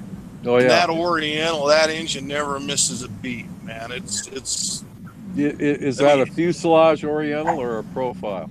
It's a fuselage. Oh, yeah. And before that, he had that engine in his Nobler, and he crashed his Nobler and busted the front end of the case on it. So I had an extra engine. Anyway, we took the best part, the engine, the best engine cylinder piston part of it, that had the most compression, and which was the one he was flying, and put it on the other engine that had the good front case. Mm-hmm. So he's got a good engine now. The other one just got parts, but so he's flying the Oriental with that, and he's running it with the full muffler on it. And boy, I'll tell you what, that kid, he can put that Oriental through its paces. Yeah, I like the Oriental. I've got a profile, not quite complete. I got like 5 planes I'm ready to. I just started doing some balsa ride on them today because I could open the garage up when it got cool. But when I'm locked in the garage and it's somewhat cool, I got the air conditioner running, I don't do any painting in here because the smell gets into the house. So. Well, I didn't know how well that airplane would fly having a straight leading edge with a straight trailing edge, Usually you get the tapered leading edge with a straight trailing edge. But anyway, and that's the way most of the airplanes I build are. But that one being straight across there. Yep. I was kind of wondering how that wing would fly, but boy, it does good. It Yeah, really it flies does good. well. Yeah. Yeah. It's a good wing. Yep. Has it got a lot of taper on the flaps though? Does that help? What's is there that? taper on the flaps? Is there taper on the flaps? Yeah, there is some taper on the flaps. Yep. It's actually it's a Brodak ARF is what it is. See, my oldest son, he don't build airplanes. He don't have the time, so he buys ARFs. He has them sent here, and I say, well, what's this airplane for? And he says, it's for you to build it so I can fly it. And if I wasn't building airplanes for him, he wouldn't be flying because he wouldn't take the time. But I've, in fact, just a couple weeks ago, I finished an ARF. It's the T-Rex, the big one. We put an OS-75 in it. If it wasn't for me finishing airplanes for him, and saying, I'm going, let's go, and he just meets me out there. Like my car right now has 3 airplanes in it with my field box and everything ready to go. Tomorrow morning, if the wind's not blowing, I'm out in the field. I'll call him and say, I'm heading out there. He'll meet me out there. Yep. So, and then if he wants to fly his airplanes, he can come over here, he can get my house, load up a couple of airplanes, and then go, and his favorite one is actually the Twister and the Oriental. Oh, yeah. That sounds like me. I had an ARF Oriental. That was my first full fuselage plane and my first ARF. I flew it for about a couple of years and then stood still too long during a failed maneuver on a windy day and let it hit the ground. I blame myself for that one, but pretty much destroyed it. Yeah, he's got a Strega with an OS 60 or 61 in it. And he says, Dad, I'd rather fly he says, that airplane's just too big. I said, myself, I really like the 60 size airplane. You really know you're hanging on to something. But he likes the 40, 46 size stuff, and he's got like 5 airplanes down in my basement right now that are ARFs. When he needs them, all I got to do is put them together and he's ready to go. We've got so many airplanes around here. Once I get on my Wi-Fi set up so I can go around, I'll show you some of these other planes because I've got... Yeah, I'd love to see them. I've got 4 in my back room here, and my other room clear in the back, I've got a tree loaded up that I built that's got 6 on it, I think it is. And then downstairs, I've got another probably 3 down there with 3 in my car and 1 still in my shop. So we've got all kinds of airplanes. And you still have a hobby shop. Yeah, and I've still got enough models. I was counting them the other day. I've got 22 kits in my basement. So it's like my grandson says. He says, Grandpa, you're going to have to live until you're 150 to finish all these kits. Yeah. Wally, when you build an ARF, do you do anything or just build them box stock? Like, do you change out the controls, lead outs, rods, stuff like that? No, so far, I build them straight out of the box, unless there's a few of the things that I'll change, like, a little bit of linkage stuff or whatever that I like. But for most part, I'll just do them out of the box. Yeah.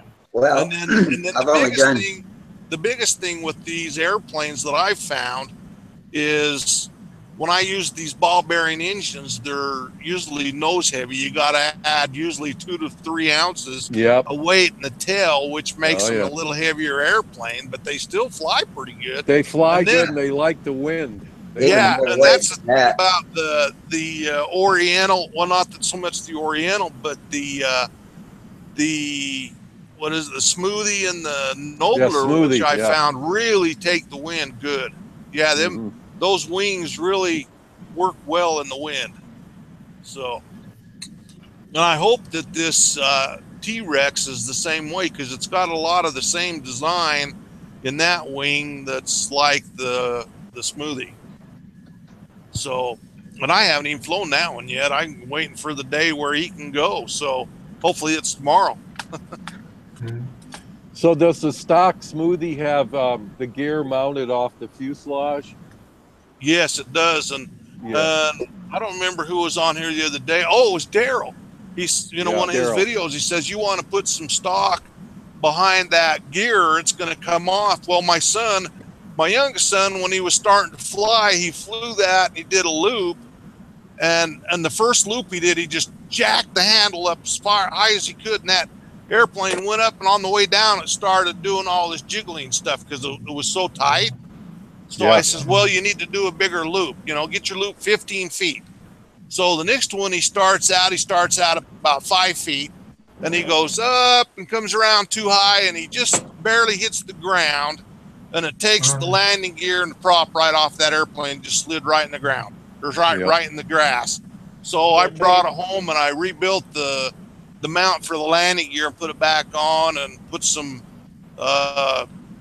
some of the plastic covering on there, monocoated it on there for him, and it's ready to go whenever he wants to fly it. Now that one there, we fly with a master air screw 963 blade, and that really makes that airplane turn good. Yep. It really turns good. In fact, when it comes to a wing over, that airplane comes across the top, and I can turn that thing quicker on a 90 degree, to go inverted than any other airplane I've got. Boy, that thing, you just barely touch it, and it's right perfect, and it's just level and nice. Oh man, that thing flies good. Upside down, that airplane's a dream. Smoothie? Yeah. That's an old-time stunt plane too, isn't it? Hey, Daryl. Yeah, it qualifies for that old-time stunt category. I'm going to get one. I don't have any. Well, I've got a Nobler I built years ago. It's monocoated. It flies great. That plane only has that anniversary Fox 35 in it. The thing with the smoothie you gotta do is they're extremely sensitive if you use a standard handle. I got the Brodak handle where you can narrow your lines. Mm-hmm. You got to narrow them quite a bit to make that airplane friendly. I can give you the measurements if you want, because everybody's there's way too much throw in the ARF. Gotcha. I like the way his is set up, but let me write that down, Daryl, what you got, because we've got adjustable handle too. Okay, I'll go get the handle and I'll measure the gap, and it turns it Well, into that's a excellent. whole different airplane. It's way friendlier. Great Because back. we've got two of them. One's the blue scheme, and they got me one for Christmas last year. That's the black scheme. Same thing you've got, Daryl. It's the same exact model. I got two now. Here's the P40 I just finished building right there. Oh, very nice. Where you at? I don't see you there. Oh, that is nice. Yeah, let's see. Let's see, where are you? Rusty, where'd you go? Oh, there you are. Where are you? Yeah. That's. I want to advance the picture, but I can't. Nice. Oh yeah, I can. Here That's we go. pretty. That's really There's pretty. another look I got of it. the same one, but mine's electric. Look at this. Use a 2-inch spinner with that. What'd you say? Is that a 2-inch spinner you'll use with that, or a 1 That's 3/4? 2, because that's what I've got. I hadn't Oh, looked to okay. see if it needs a different Well, it one. probably calls for 2 because 2 is more common. Yeah. I took some little skulls with daggers through them and blood coming out in these 2 circles here. Can y'all see my hand waving around right there? Yeah, I can. Yeah, and this thing pissed me off. This is a 1/16 inch wire coming out from the bell crank. That's not enough. And Yeah, so that's not enough. That's too flexible. Yep, that's I not bought a enough. Dubro 256 ball link to go here, but when I got it home, it had a 440 receiving hole back here where the wire goes in, and that's not, God darn it, I wanted to be able to find some way to screw it or glue it onto this rod, so that didn't work. I managed to get this RC ball link that I don't trust, but it's got a steel ball and a snap-on nylon cover that locks it in place. Those work. This would not, this ball link is a regular 440. It would not sit in the hole right under here, so I put it in the 3rd hole. It's Yeah, a you run 3-hole out of horn. room right there with the 2. Yep. It's a 3-hole horn, and this horn back here, I put it in the lowest hole, which is one lower than where the instructions said, as is this one. I put this one closer to the hinge. It's all the way as low as it'll go, but damned if it doesn't look like I got more flap than elevator and only about 20 degrees of elevator. Okay, this is what you do. This is what you do. What you do is you build yourself a pattern that's got your wing foil on it, the airfoil. Yeah. All the way across there, and then put a middle line from the middle of your leading edge to the middle of your trailing edge, okay? Then you can bring it back behind your trailing edge 3 inches, straight in line. And then what you can do is get your protractor set up 45 degrees and put that on that where it's sitting straight on your line, 45 degrees up and then 45 degrees down. That's what you will want on your flaps. Then go back to your elevator, and your elevator, you can actually make the same pattern for your elevator. 45 up, 45 down. And that's 1 to 1, and that's what you're going to want. You don't want to have more flap than elevator. You can have more elevator than flap, which is I'm aware of that. But you don't want to have more flap, because what you're going to do is you're going to lose. It's going to make that thing wobble when you're turning it. Oh, I know. My twister had the blueprints like that, and I knew it was wrong, but I did it because it was on the blueprints and went out. And the first time I flew it flew like a combat plane in turns. When the flaps went way up, that wing you just lift up over. What I do is I take some of that cardboard paper, like you get off of a light box, like a shoe box, and make your design of your airfoil on your wing. Then you can copy it for the bottom side, and then you can tape it together. And then, like I say, make yourself a line through the center of it, your leading and trailing edge, and then bring it back 3 inches. And then off of that, you got your straight line. Go up 45, down 45, and that is your pattern for your flaps. And then if you go from your wire on your control horn up 3/4 of an inch and hook your wire up to that goes to your elevator.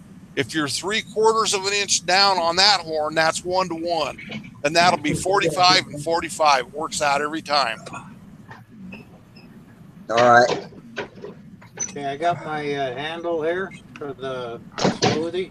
Okay, I'm with you. Wire to wire, 3 inches. 3 inches? Okay, yeah, that is narrow.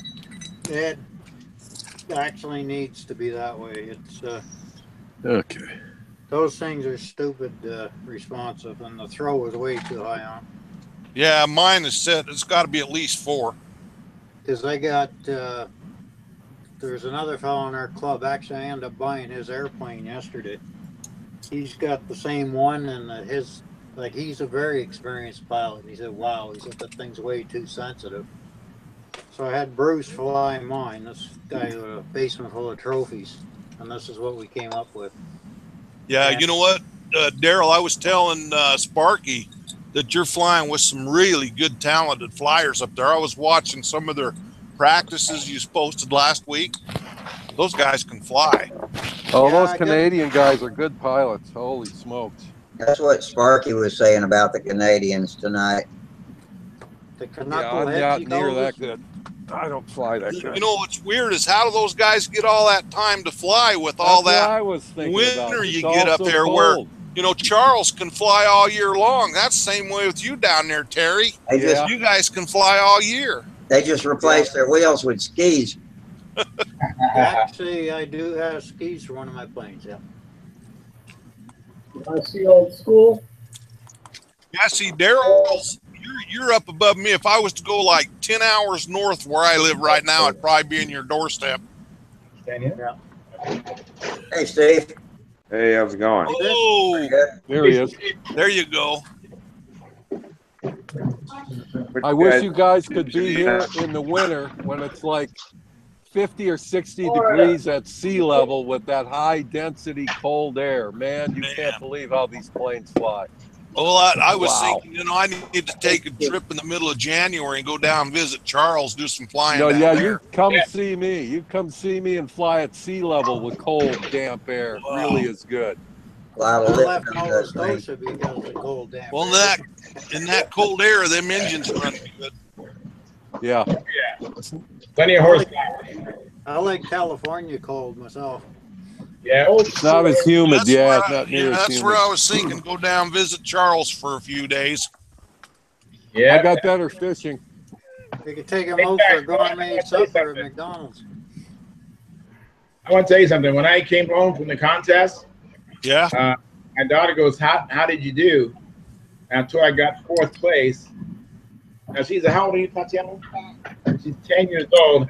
She started cracking up and she's going off the floor laughing at my 4th place. Oh no! I didn't feel backing up as it was. That my daughter Oh, cracking up oh, because she's never Wow. heard me do anything. she's really rubbing it in, really hurting you. Oh, So these guys here. wow. This Well, is 4th place is I- very respectable. Well, Very Yeah, I respectable. would be way happy with that, man. But she's not used to her daddy not winning. So she was Oh, just leaving. Well, you know what? There's always going to be another contest. That's right. Yeah, hey, if it was easy, everybody'd be doing it. That's Yeah. right. Well, not only that, the next one you'll have your big engine set up in your Strega, and you'll be rocking on that one. Yeah, you need to take a real airplane next time, Charles. I know. I definitely will. I know I'm going to try to fix this plane. This plane has some issues. So I'm going to fix that too. But yeah, the next contest, I think that's Strega. Cool. Getting ready to mount the tail of my last Skyry. That's the last one you got there? That's the first one. Oh, that's the first one. This is today's. Maverick. I made this, but it's my first stage. It's got to say hello, mate. Oh, it's a beautiful plane. We got Gerald's kids on. Hey, guys. What a beautiful airplane. Wow, that's great. Vector's made progress. That is Very good. Very nice. That's been tilted up since I bet can't pick this up, but I can actually see the greens through it. Yeah, you guys are awesome builders. I gotta give it to you, man. Good, although it was really, really windy. You guys are doing some wind, huh? My brothers kept giving photos, which you should show them this. What kind of engine you gonna put on that? We're going to do a close look at this. That's awesome, man. What kind of engine you gonna put on that? Oh, you guys did an awesome job. Beautiful. That is sweet. Very You guys nice. are really getting good. Okay. Yeah, that paint job looks pretty nice. Yeah, you guys are really getting good, man. You tell them what maneuvers that you've learned so far, okay? I went up and down straight and And you want to practice lazy eights, don't you? practice lazy eights. Oh, wow. Very good. I've been practicing in the winds too, trying to keep it level. And practicing your takeoffs and landings, Yeah. climbs and dives. Those lazy Excellent. exercise. Watch some of Rusty's videos. His takeoffs and landings are beautiful. Beautiful. Some of them. But the lazy eight's a good exercise because you're going through inverted and loops at the same time. So you're really working on some of the most basic necessary skills. And you make those lazy longer and longer, and pretty soon you can just go all the way around the circle inverted, and it feels natural to you. Yeah, Daryl's got some good videos up too. We posted a few videos that we've just been trying out the camera. We've got a video of my wife flying. I put on my own channel, but we'll try and do a little bit more summer flying and post some more videos as things improve weather-wise. But what I might do is I'll get the boys their afternoon tea and I'll say goodbye for now, and we'll just watch on YouTube after, that way they can have their afternoon tea. So you guys can You gonna put a Fox 25 on that airplane? Sorry? You gonna put a Fox 25 on that airplane? Oh, it'll have a little OS 15 on it, but Oh, a 15? That'll work. Yeah, we're building them a twister. I've got a twister and an LA-46, so it'll be There you go. Beautiful. I love it. There you go. Combination. That is a sweet I setup have right a there. FD40 on my twister. Yeah, sweet, sweet. I'm hoping to do a hurricane too. You're working on a hurricane?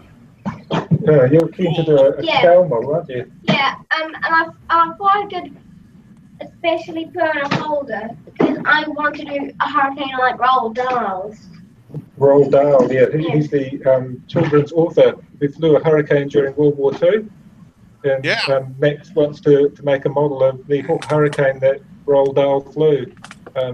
I think he flew in the Middle East during World War II. Yeah. Oh, you guys got some pictures of that, Gerald? Got the paint scheme and everything? Yeah, we'll put up the picture you've got. You've got the book. Yeah, I've got the book. They put it all right up. Oh, that's neat. That is neat. Yeah. Correct me if I'm wrong. Yeah. Nice. Yeah, and even tells about how cool. Oh, very cool. You're locked in on that. Way to go. He doesn't eat it. Places like Africa, he hates snakes. And even some races and snake fighters too. Mine. Yes. Well, I can't wait until we can see that when you get it finished up. Yeah. I'll try and find a picture, but Nick likes building English aircraft. That's your favourite, isn't it? Yeah. What's that you're holding up, Peter? That's from That's from Randy Smith, one of the last OS 46 VF2 pipe editors. Oh, nice. You got it. Oh, very nice. Yeah. That's what it is, man. Sweet. This is hurricane. Picture that.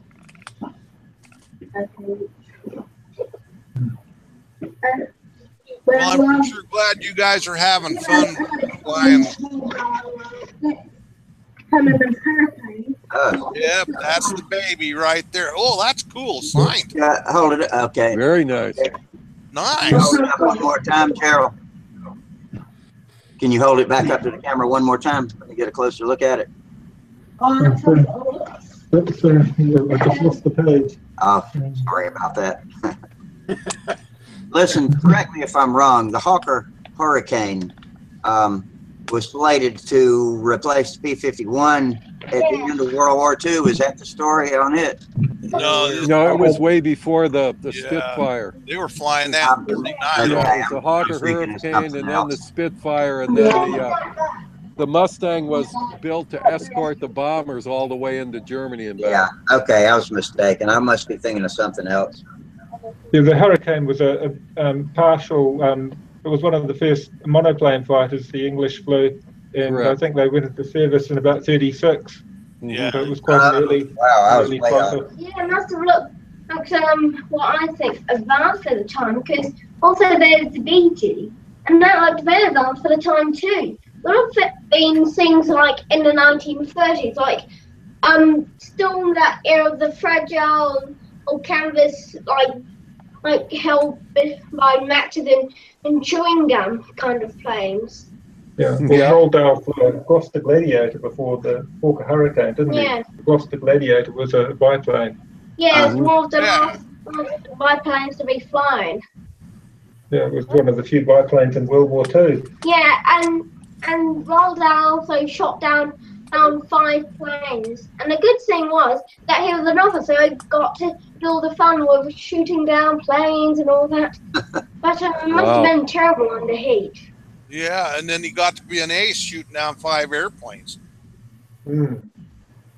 So he was a great children's author, and he was a fighter pilot, so you get to read his stories as well as read about his exploits during the war. Oh, very cool. Sounds like good reading material. Yep. Yeah. Dad, do you think we should Okay, log off and say we'll sign off now. We'll say Okay, goodbye. well, good to see you All right. guys. Good seeing everybody. Yeah. See you Friday. Bye. Good night. I'm gonna go downstairs and bring up some stuff. All right. So Rusty, when are you going to get to fly that P-40? Well, Thursday, weather permitting. The plan was to do it yesterday, but we were going to fly early in the morning, and it turned out the grass needed cutting, so we would have ended up riding the mowers and then flying in the 100-degree heat. So we blew it off and decided to do it Thursday, and that suits me because I'd pulled an all-nighter the night before getting that plane ready, and there were still more details that I would like to have had done. Like last night, I got all the decals on it, and did things like taped up the seams so the monocoat won't peel off in the wind, and I even made some custom decals. So it's really ready to fly now. I just have one problem: is the linkages are not quite right. That might have been before you came on, but I got two. They got this silly half A size wire coming from the bell crank to the flat horn, and so I had to mix and match parts to get that to hook up. They gave us nothing to hook it up with in the kit. So anyway, now I'm not getting, because of where I had to put the ball links, I'm not getting enough flat elevator deflection. I've got more flap than elevator, and only about 20 degrees of elevator. So I'm going to fly it like that and then decide what to do and see. I just got to make sure I don't hit the ground on that first inside loop. Here you go, Rusty. I was See talking to here? a guy. This is my pattern for the T-Rex that I just finished. And this is what I was talking about, coming off the flap line and 45 degree and that. And then this one here was I built for my Legacy. And it's the same way.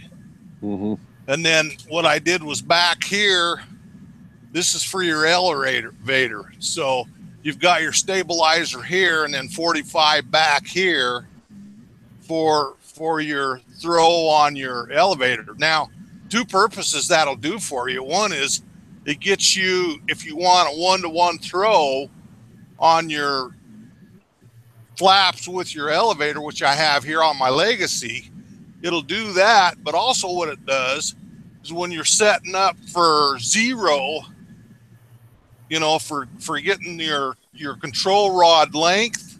Yeah. So this here gets you centered here, while this one here centers up for you on your flaps, and then that you're centered. Because when I was working on the T-Rex, what I thought was zero, when I put this on there, I found out that I was like 2 or 3 degrees off. And so I had to bring it back down to zero. And then I went back, and did my elevator. And my elevator was easy because I put a couple of sticks on that and then I clamped them.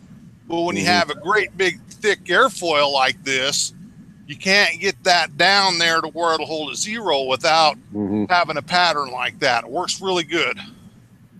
Good idea. So that's what I do and how I get mine set up, and and it's that way they're set up for your bench trim.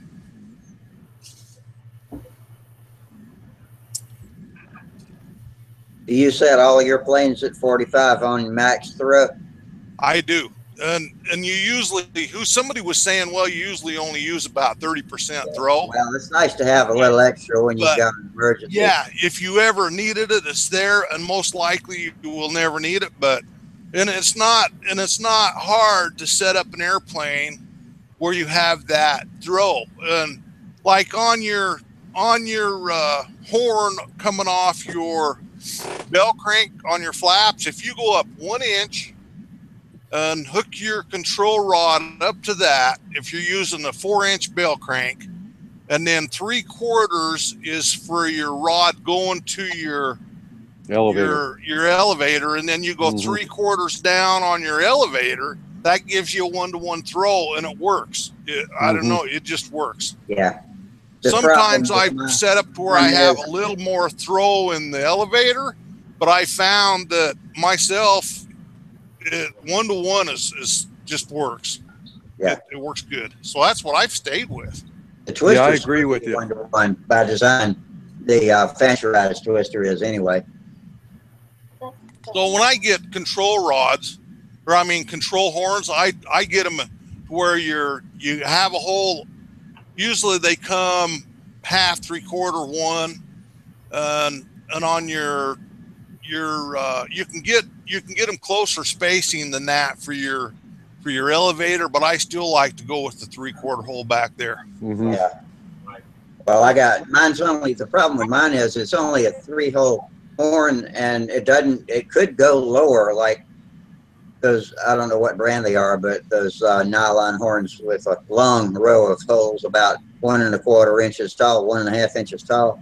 And so you can go, you can go as close or as far away as you want, but the one that's in the kit doesn't have enough holes to do that with. So I'm going to just swap the horn out for one of those other tall nylon ones. And the kits that I get that have the metal with the nylon part of your hookup, what I do is I don't use them. I buy control horns that are all metal. Yeah, that's what I do too. I like the tall Sullivan 4-hole control horns here, steel, and steel with a nylon pad if you want to use the pad. I usually don't. You know what I'm talking about? And your control horn? Yeah. I go steel and steel. Yeah, this is the one I just made for my twister. Yeah, that's the one I'm using on my twister. There you go. And I like that too, where you're using your bearing there out of your brass. Yeah, I just put that together this morning. Yeah, as soon as I get another coat, I got to lightly sand before I go to bed. I get another coat of balsa right. I'll get them covered, and I'll have that twister ready to show you, the Franken twist. So you doing 2 coats with your balsa ride, or you do 3? I do 2 or 3 up at the motor, and I just do 2 on the leading and trailing edge, and all the fuselage gets 2 coats. Once you get that on there, you need to use like one. I have one of those woodpecker tools, that perforates the wood. Okay. Yeah. Like you need to use that on some of your flat areas, and then you won't get bubbles under the cover. Yeah, it'll let the air out. There. That's the adjustable one. That's the one I'm putting on my Oriental. The adjustable flap horn. Yeah, I love it. I'm going to show you a picture of the one that I like. Let's see, there it is. You see that one? I like those. That wouldn't work on what I need right now, though, because it doesn't have a hole close enough to the bottom. So yeah, I've never used one of that type. I use those on my 70-inch FW190. So even punching it into the ground and cartwheeling it, those things didn't bend. Yeah, I love it. This one is 1 1/8 inch tall, and I wish they made a 1 1/2. They do, I think. I can't find them if they do. I'll go to Sullivan.com and look for them there. Yeah, I bought them. You might want to give Tom Morris a call. He may be able to get something along a slotted horn. Yeah, you know what? And Tom, they're doing all that custom stuff too. They'll make whatever you want. That's just odd. I'll call Tom. That hanger was showing something. What'd you say? My name's Rusty. Tell me your name again. Charles. Say it again. Tatiana. Hi, Tatiana. You gonna be a control line pilot? Yeah, she's flown a couple times. I showed a picture of her earlier. Yeah. And I saw it. You're out in the field. She was out in the middle of the field there. Yeah. What can we call you for short? Tati. Okay. I can do that. Thanks. Thanks. My name's Rusty, by the way. Don't know if you knew that or not. Yes. Okay. Oh, not yet. Oh. We all love airplanes. Yeah, yeah. Man, my kids, here's that shot of her going earlier, but there's some other ones here. Let me see here. Are you on the West Coast? Because of geez. Yeah, I'm on the West Coast. Okay. Yeah, he's just north of San Diego. Okay, so it's not past your bedtime. Yeah, it's getting close. Hey, Charles, So you here's still flying that score? You know, that score is Broken. I took it apart because the flap horn, the upright on the flap horn, it actually fractured off. Oh, really? And yeah, it happened while I was flying. And fortunately, I was able to get it back down. I didn't know what was going on. It just all of a sudden became very springy. And I bet it did. and so then I brought it home and I saw that it was actually the that had happened. And the plane was heavy. It was 76 ounces, and I don't know how many flats I got in that score. Maybe 400 probably. Oh, really? And I just yeah. Because I got one of those contraptions here. Huh? I hear they're a flying brick. Yeah, they are. You got to put a big engine in it. It lands really nice, takes off nice, and I think They're advanced. I only won second place in that plane. That plane actually won. I only had one second place in the contest. The rest of them were all first. Huh. So, a good flying plane. What about your fourth plane? You had a Super Tiger 51 in it, eh? Yeah, I had the Super Tiger 51. I actually had two of them in there, and yeah, it's I mean, but I have another score in my garage. I actually have a double star 61 in that one. Yeah, I've got a Fox 60 in mine. Yeah, I was thinking about putting a 60 in mine. I would put one on. Yeah, well, I tell you what, they need it. Yeah, put a biggest engine you probably can find because it's a heavy plane, and all mine needed nose weight. They were really tail heavy planes for some reason. Yeah, I mean, I had at least 2 ounces in the spinner. Maybe I should put a 4-stroke in it then. Yeah, I would recommend that. Because I have a Sato 56. Well, except for make sure you gusset the box where the fuel tank is. You want to gusset that very well. I've heard of scores, the front ends coming off of them. You know, so you want to definitely, if you put a four-stroke, which vibrates a lot, so it's got a front you're going to want to like a Dodge truck. Can you guys see the picture of all the kids I have up? I got to go out and come back in for a minute. I lost my. Yeah, I see them. Yeah, so, great looking. Thank great you. Looking flock you got there. Right, she is 13 and my son is 11, and then Tatiana you see here. This is a couple years ago. We was flying this little half A here, and just had one plane for all three of them to fly. And but Tatiana kind of got ripped off because by the time she got the plane, I had to put a different prop, and it just didn't have the nice tension that the other kids enjoyed. Well, no, Caleb was ready, and I had the worst, but Okay. Caleb had the best. Yeah. Yeah. Well, that's that. Is that something you put together, or is it a kit, or a little? That was a friend of mine gave it to me. Ah, it's got a decent wing and tail on it, eh? Yeah, it was I'm looking forward to giving them a bigger plane to fly, so they'll have a more successful outing next time. Well, that's what we learned on, was those little Sterling beginners planes. I didn't hear what you said, Daryl. So we learned to fly off the little Sterling beginners half A's, and when we did move up to the bigger models, we were just amazed. Yeah, there's so much nicer and better. Yeah, all my planes are all too big for my kids to fly. So, and then I fly some pretty big boys. So, Those, I have I have some 09, there's some nice 09 sized airplanes, 09 to 15s that would be good too. Yeah, but they're. I have a baby ringmaster in the garage. I'm hoping to fix that for them. And I have a super clown. I guess it is that Brodak super clown. So those are all like 15. Is that super clown an ARF? Yeah, it's a Brodak ARF. Good luck. Yeah, I know. Well, you checked your fuselage. It was straight on that one, wasn't it?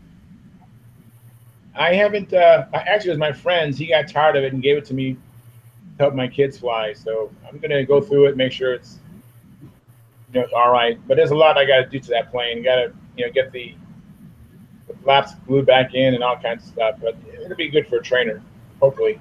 Actually, they don't make a half bad trainer because I had the electric version of it. Is no longer with us. Know how that is. It's actually not bad for a trainer. It flies kind of like a ringmaster with flaps. Yeah. Yeah, I think Carl. Yeah. Minnesota Mike asked. Let's see. He said he wonders if Charles will bring his family to Madeira in October. I don't know. I'm probably not. I'm just gonna just try to go the economy way. Maybe if I can find a roommate.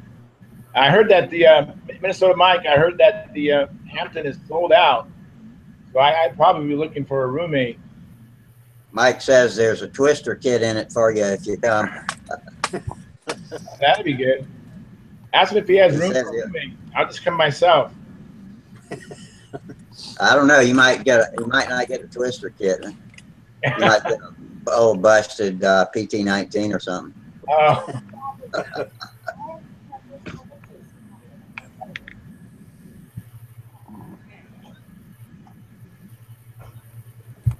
That getting back to your P40 there, Rusty. Do you have much trouble putting that thing together, other than because I heard some guys, one of the guys in our club, he put one together. He wasn't too happy with it. I thought it was a superb job. This one did not need to have the lead outs changed. They were put on with really nice wire and not bushed like I would have done it with the tubes through the bell crank holes, but still they were crimped with the triple pass and through the tube and looked like they were crimped with the right tool. Okay. And there was nothing rusty looking in there either. The only bad thing about this kit that I really have a beef about is that they put that 1/16 wire from the bell crank out to the flap and didn't supply any hardware for connecting it to the flap horn. They expected us just to bend it. It didn't. It said nothing about it in the instructions either. Yeah, it's not. I finally found a picture and I looked real close and I could tell that the wire was just bent. Well, I said, okay, I'll do that. And of course, I bent it a 1/16 of an inch in the wrong direction, and so it's not neutral. And there was plenty of room for coupling ball link or whatever to it. So I just clipped it off and then measured it to where it would fit up with the ball link. And I had a 256 threaded coupler, a solder coupler that I just soldered onto the end of that wire, which I don't really trust all that much, but I'm a good solderer.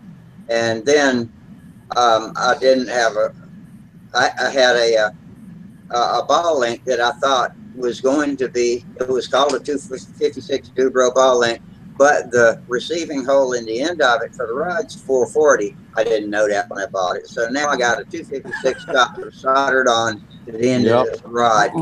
The only other thing I had was this RC ball link, which is a steel ball that snaps into a cup.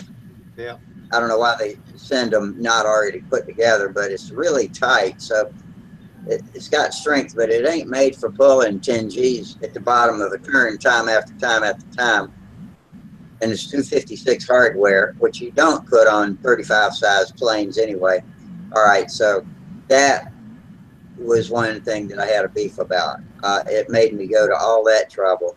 And now, due to that trouble, I can't put two ball links close enough together to get them in the recommended holes, and I don't have enough elevator throw, no matter how close to the hinge line I move it. So I gotta, earlier led me to talking about replacing the control horn so I can get the pivot closer to the hinge, and it'll give me enough throw. Well, as far as all of the other things people complain about, the pins tight on it, which I wouldn't want them to tighten it anymore anyway, in case I need to use some of that shrinkage to straighten a warp. So fine with me if it comes loose. Yeah. I can, that's what I got a heat knife for.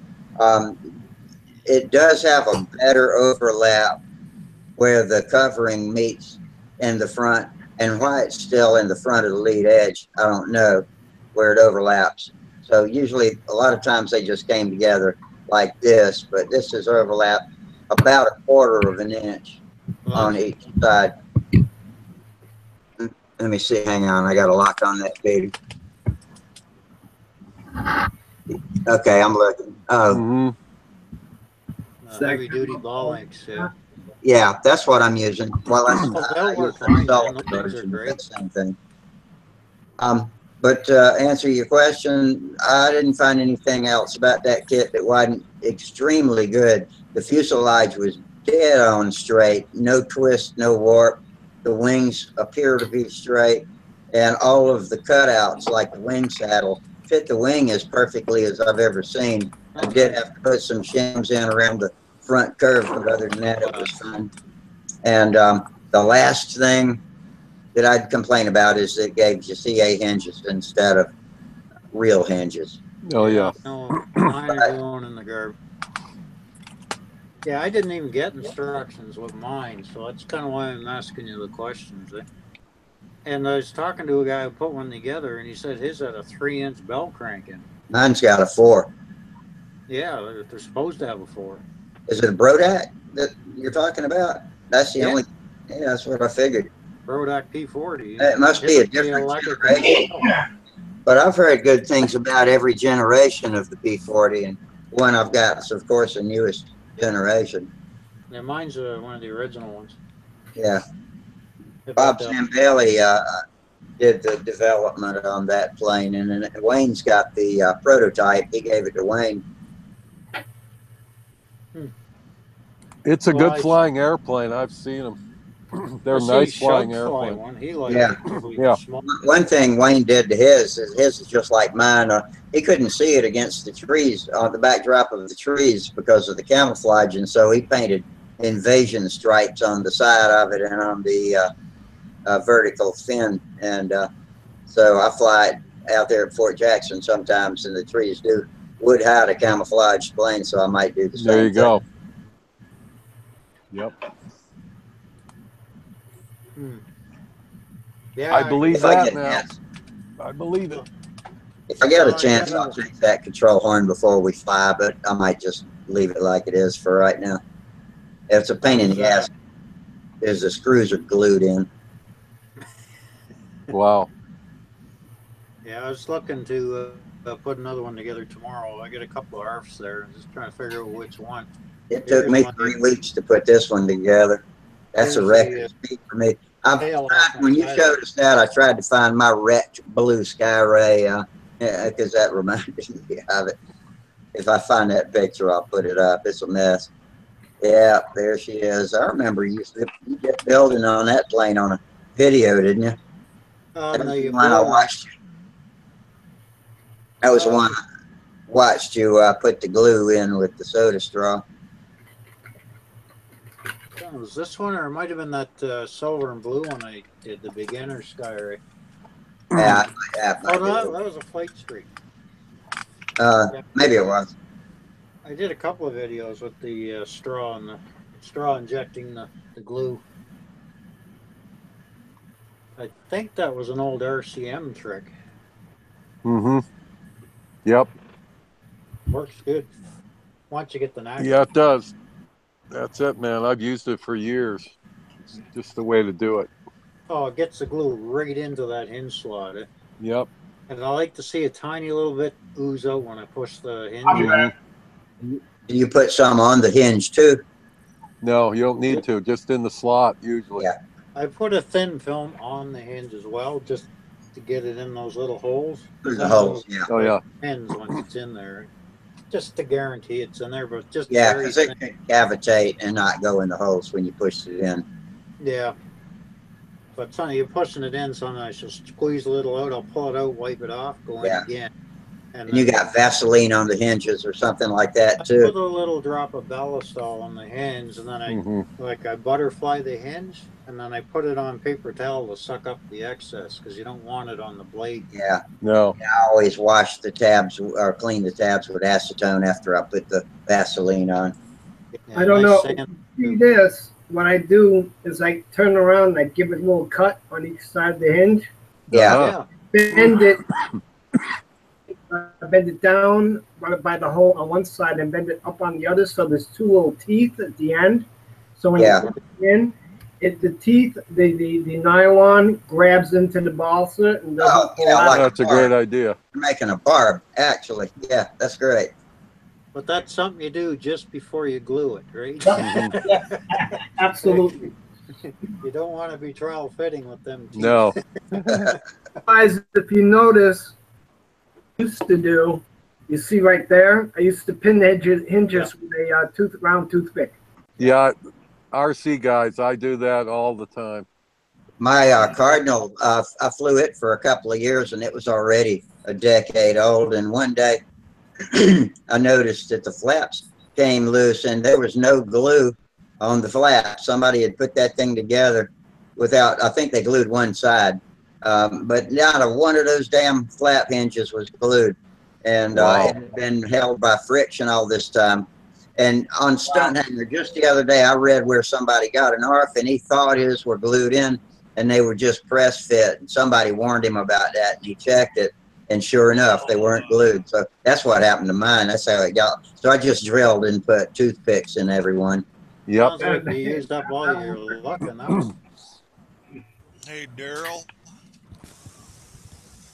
Yeah. I don't know. Oh, hold on. Let me get out of. Sorry, guys. I got some. It's the abominable snowman. There, that ought to be better. Don't say snow. It's too damn early. Whatever.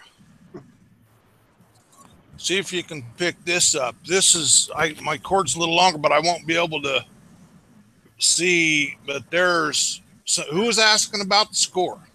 I was. Oh yeah, that one there has the Fox 60. Whoa. Wow.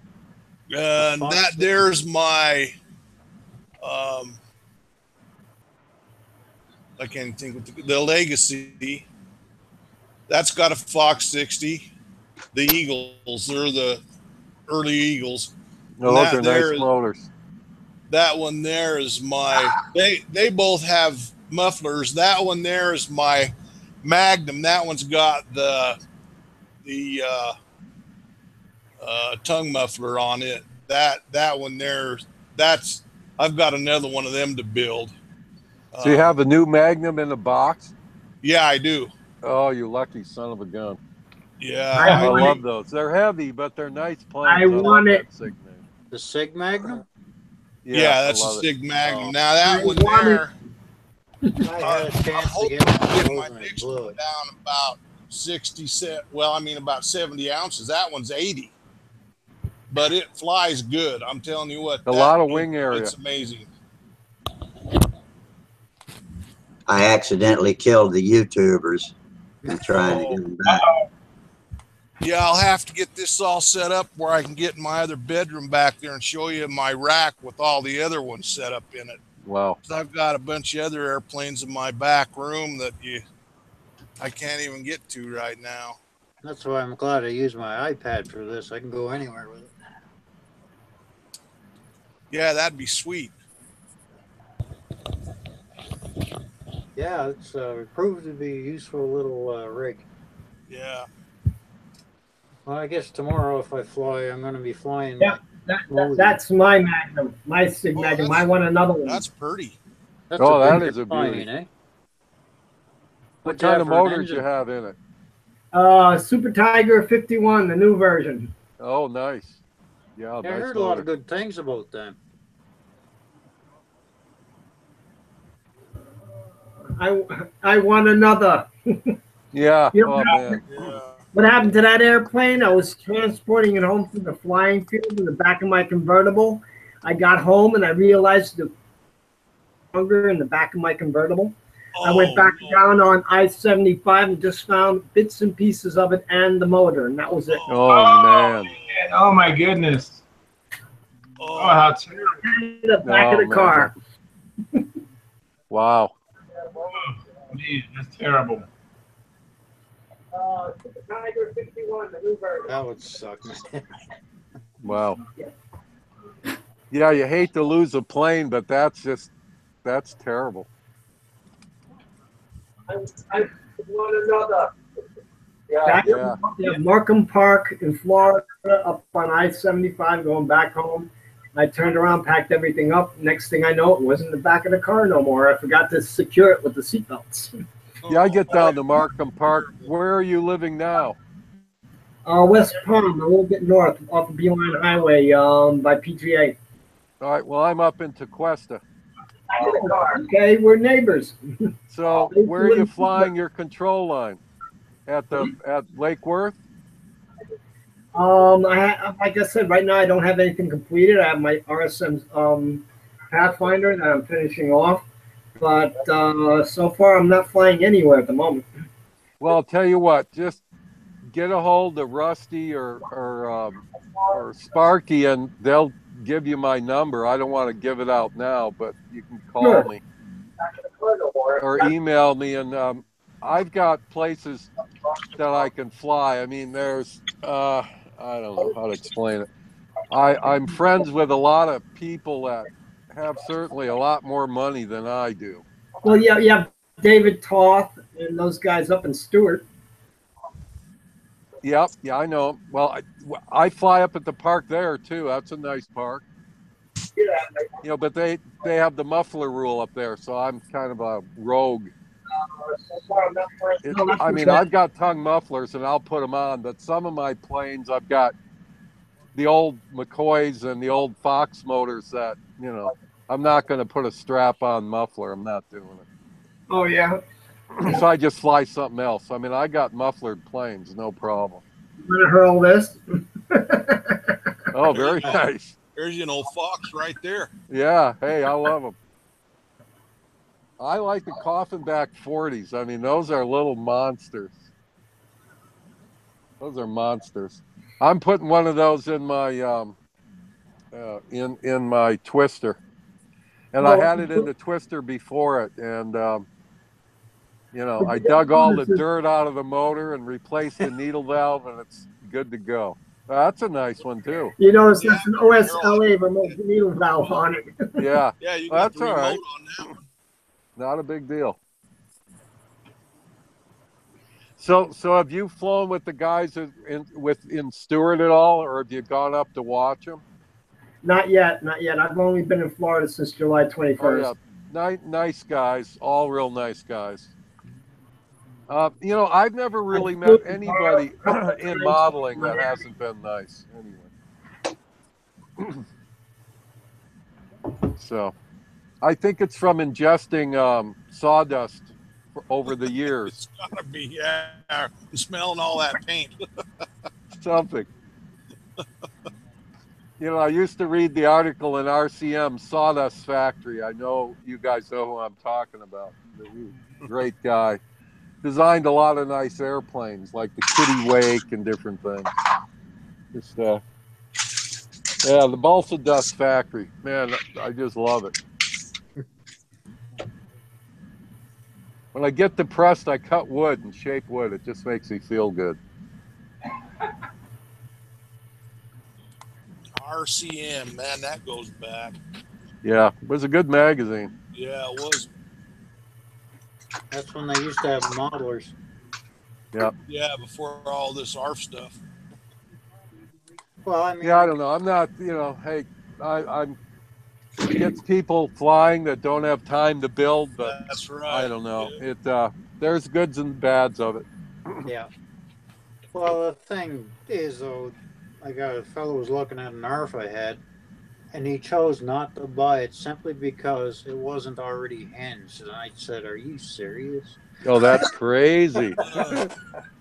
Oh man. It's like you're not even just what I wanted to say did not get said, and that's a good thing. Yeah. Oh, you just Hey, last time we were out doing a little control line demonstration, I had my, that's when I did the videotape stunt by accident because my buddy put the whole reel on.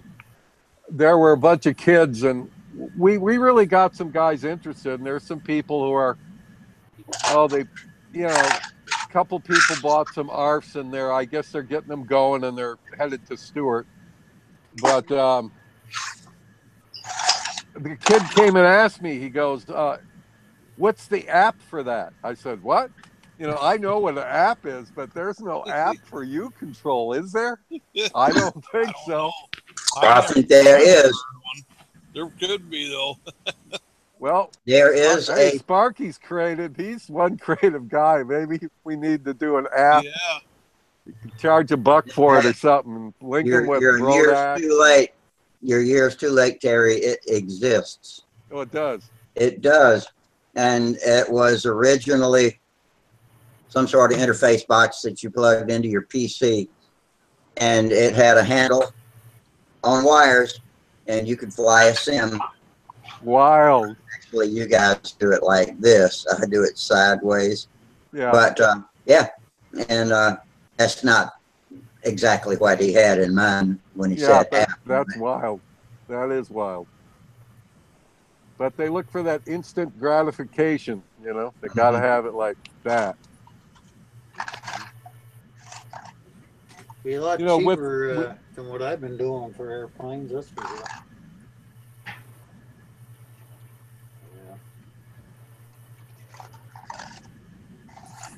Push a reset button instead of rebuilding.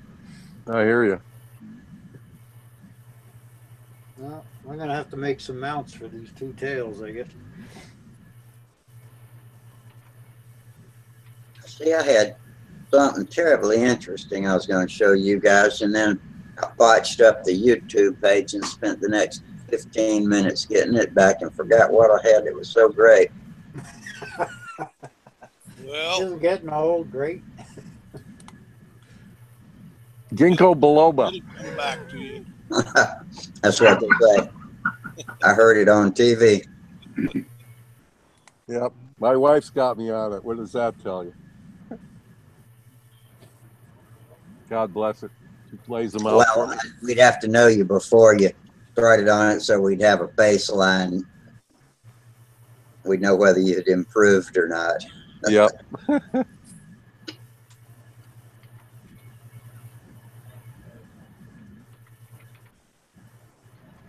Yeah, with our sailplanes, you know, it's easy to get a buddy box going and you can let people come up and try it. But with control line, it's a different animal. Yeah, handing off is tricky. Yeah. And I hate it that I can't help other people learn to fly. I do too. I'm frustrated with it. With holding the handle backwards, I just can't teach somebody how to fly. That ring rat seems to be filling that niche pretty good. Yeah, that's a good flying airplane. Down that's at a Joe solid little airplane. They start the week with 5 or 6 of them, and I think a few of them made it home still in one piece. But they had thousands of I don't know how many flights. They wanted to set a record, but it was over 1,000 flights last year. Wow. And this year, I don't know what their total was. Kids, moms, dads, friends, brothers, and sisters. See, that's cool. That's cool. Any of them people stay with it though, Rusty? Any of them getting hooked? I'll be back. I didn't understand what you were saying, Wally. What? No, what I mean, any of them people that are flying, that you know, they interested enough to where they'll stay and fly, you know, more or get involved in it. It's hard to say, but some of them show back up year after year, and so at least they're thinking about it. But no way to really know. You know, we give away a kit or two and some different stuff during the week. Sometimes they'll show up next year with the kit we gave them the previous year. Maybe it's not quite put together right, like a ARF Vector a guy had tried to put together. And our guys, got with him on the work table and got it fixed up, and he flew it. Oh, that's cool. That week. Yeah, that's cool. No way of knowing, but it can't hurt. We're doing the best we can. Yeah. That's what my green hat is. Now, I actually don't do much support up there, but what I have done, it's actually bright green in real life, but that's the Triple Tree Aerodrome. Oh yeah. That's a beautiful facility. That's just our green hat. Just our green hat gang hats. I wear it pretty good, huh? Yeah, that's a nice hat. Yeah, I flew in there with my buddy's Kit Fox it was about a year and a half ago. There was no I think they were flying RC on the weekend, but we came in there during the weekday. He was flying off the 25 hours on his Kit Fox. Anyway, nice place. And came up the other night. Oh yeah. That Super Sportster, my buddy built one, and boy, it's a nice airplane for, I guess, microlight would be the category. Got a Rotac 4-cylinder in it. I mean, it's a nice airplane. It performs better than my dad's old J3 Cub, and that's what I learned to fly in back in '58. You fly something with a Rotax, don't you, Daryl?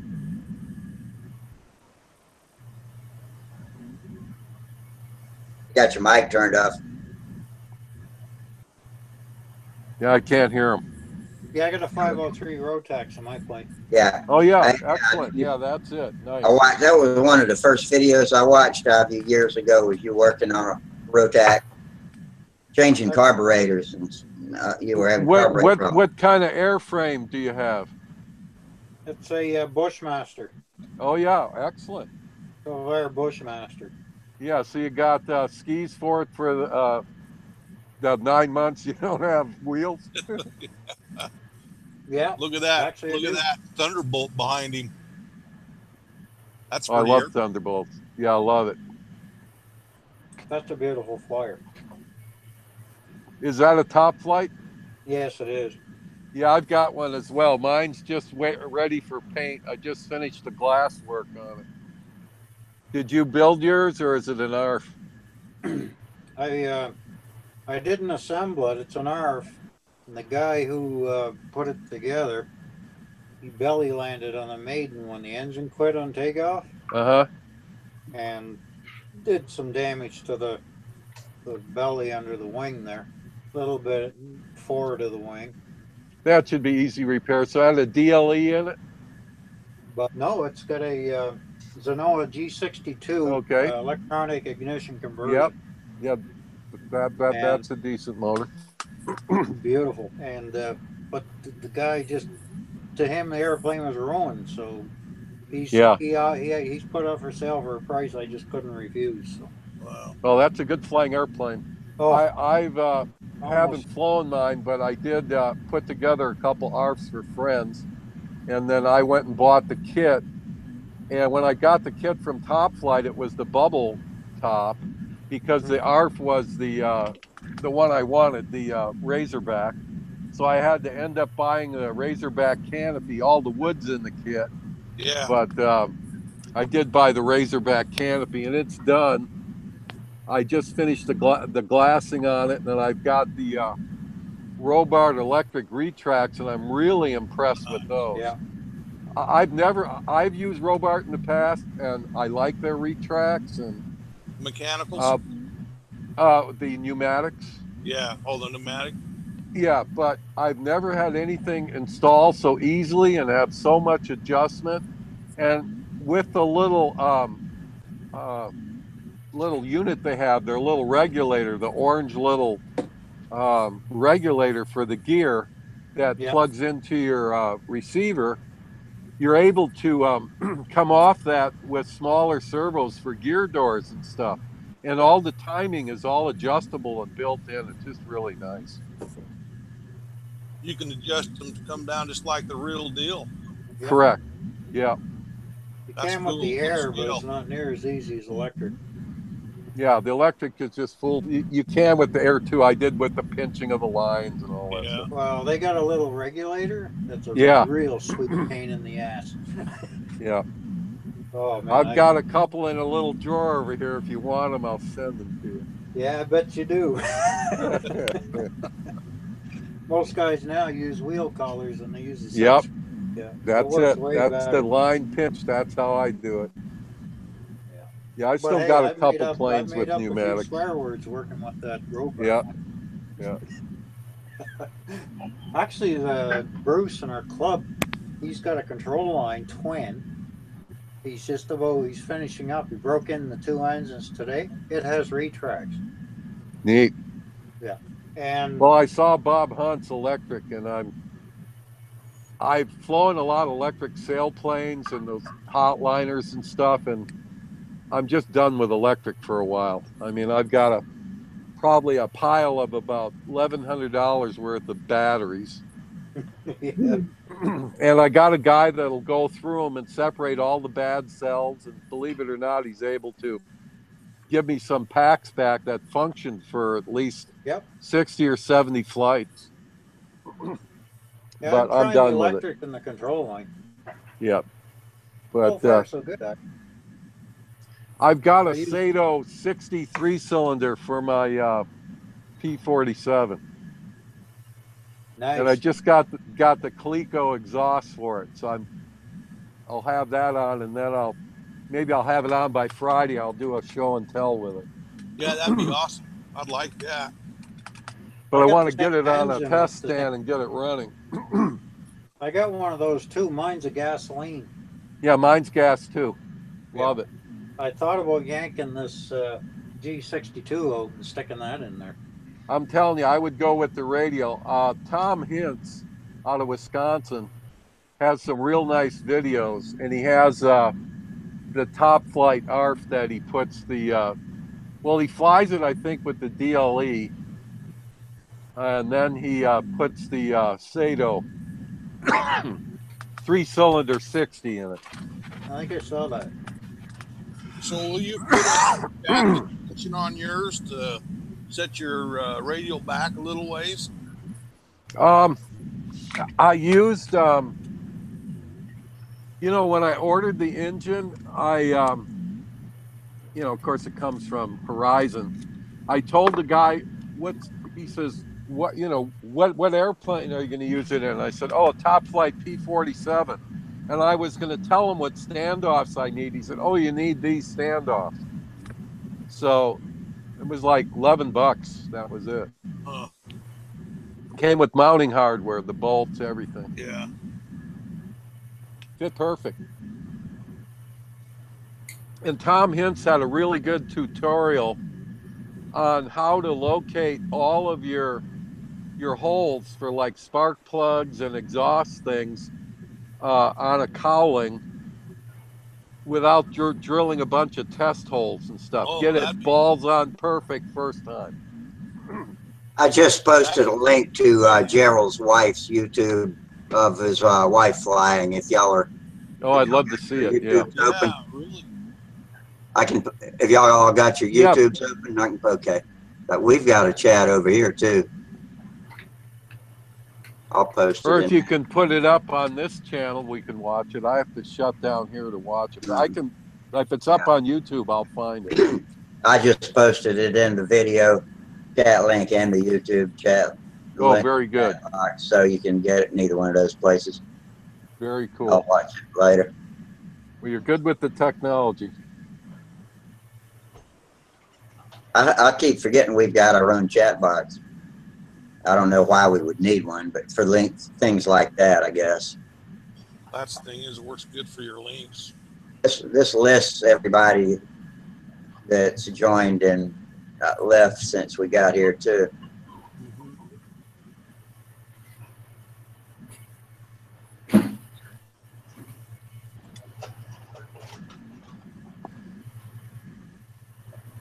Well, I got to figure out which barf I'm going to put together tomorrow. So what choices? I got a score. I get a flight streak, and I already cut out a 2-inch over fuselage for it. Build one in one day. Huh? You gonna really build one in one day? An ARF? Yeah. Oh yeah, that flight streak will go together real quick. Yeah, the flight streak, the score is going to take more than that. I gotta try. Yeah, the score is a little more involved. Sometime. I have the score. I have a Super Clown that had a boomerang fuselage I turfed, so I got the new one built. I just have to cover it. Right. What else I got there? I got the P40, the Brodak P40. Put that P40 together, Daryl. No, that P40's nice. Then you Everybody guys says- and Rusty can fly together on the screens. Yeah. See who crashes first. Here, Have a lawn dart contest. here's some scale reference for you here. Here's some scale reference. There's a cowling. That's a beauty. That's just the way it came from Tower. Yeah, that's a big cow. You know, the kit comes, the Top Flight kit is nice, but it comes with the crappiest cowl. I mean, if you're going to build it, just order the fiberglass cowl from Tower, from Top Flight. I mean, the kit one, I don't know. You know, I may build it and use it for a mold as a plug. In fact, that's probably what I'm going to do with it, is I'll build it, but I'll use it for a plug. You can get glass cowls for that. Yeah, I got it. Yeah, you know, I got one. Okay. So you're spending the time Gerald, to do your panel lines and everything? Yeah. Sweet. Gerald just signed off and said been a good session. Got to go. The boys have taken off outside to where he's been cutting trees, and his chainsaws are out there. Oh yeah. He had to hit the road, but yeah, he's been watching ever since they signed off a while ago. Nice man. Yeah. Yeah, sure is. I had a better time understanding. I had a better time understanding them tonight. They seem to have a clearer connection than they used to. I used to have an awful hard time understanding what they were saying, but I guess either I'm getting used to it or the connection cleared up. Maybe a little of both. Very you know cool. what time it is? It's 12:27. Oh man, we got to run, I guess. Let's call it. Yeah, well, we can call it 12:30 if you like, but it's about time for me to hit sack because I have to unwind after doing these shows before I go to bed, or I won't go to sleep. So end up doing about 2 o'clock or on some evenings. I'm excited. You want to go flying tomorrow? Yeah. Well, yeah, I'm gonna go out there and I'm gonna go out there and start looking at the Cardinal kit. That's gonna be the most complex kit I've built, I think. Except, well, yeah, that'll be it. That's a nice kit. He's looking good. Yeah. And I needed to tell you about bending your copper tubing because it you need to anneal it and then bend it around like a thick pencil. You need a little mandrel, and you can get a real nice 90. Yeah. But no more sharper than like a, not a number 2 pencil, that little thicker one. You know what I mean? Like a 11/32 tubing or a thick arrow shaft, that kind of tubing. Okay. But good show, Rusty, and really enjoyed it, man. Yeah, me too. We had a good night. All right, man. All right. We'll see you guys Friday night, and y'all have a good week. Okay. Hope you get some stick time. So everybody, tight lines, fair winds, and we'll see you later. And for all you YouTube guys too, and I think we got one of those super chats clicked once in a while. We got one tonight. I appreciate that. Y'all are great for supporting us, and Peter, it's nice to finally get you in. So yes, Peter. Nice. All right, we'll be looking for you. I'll take it easy. Good night. See you guys. Later.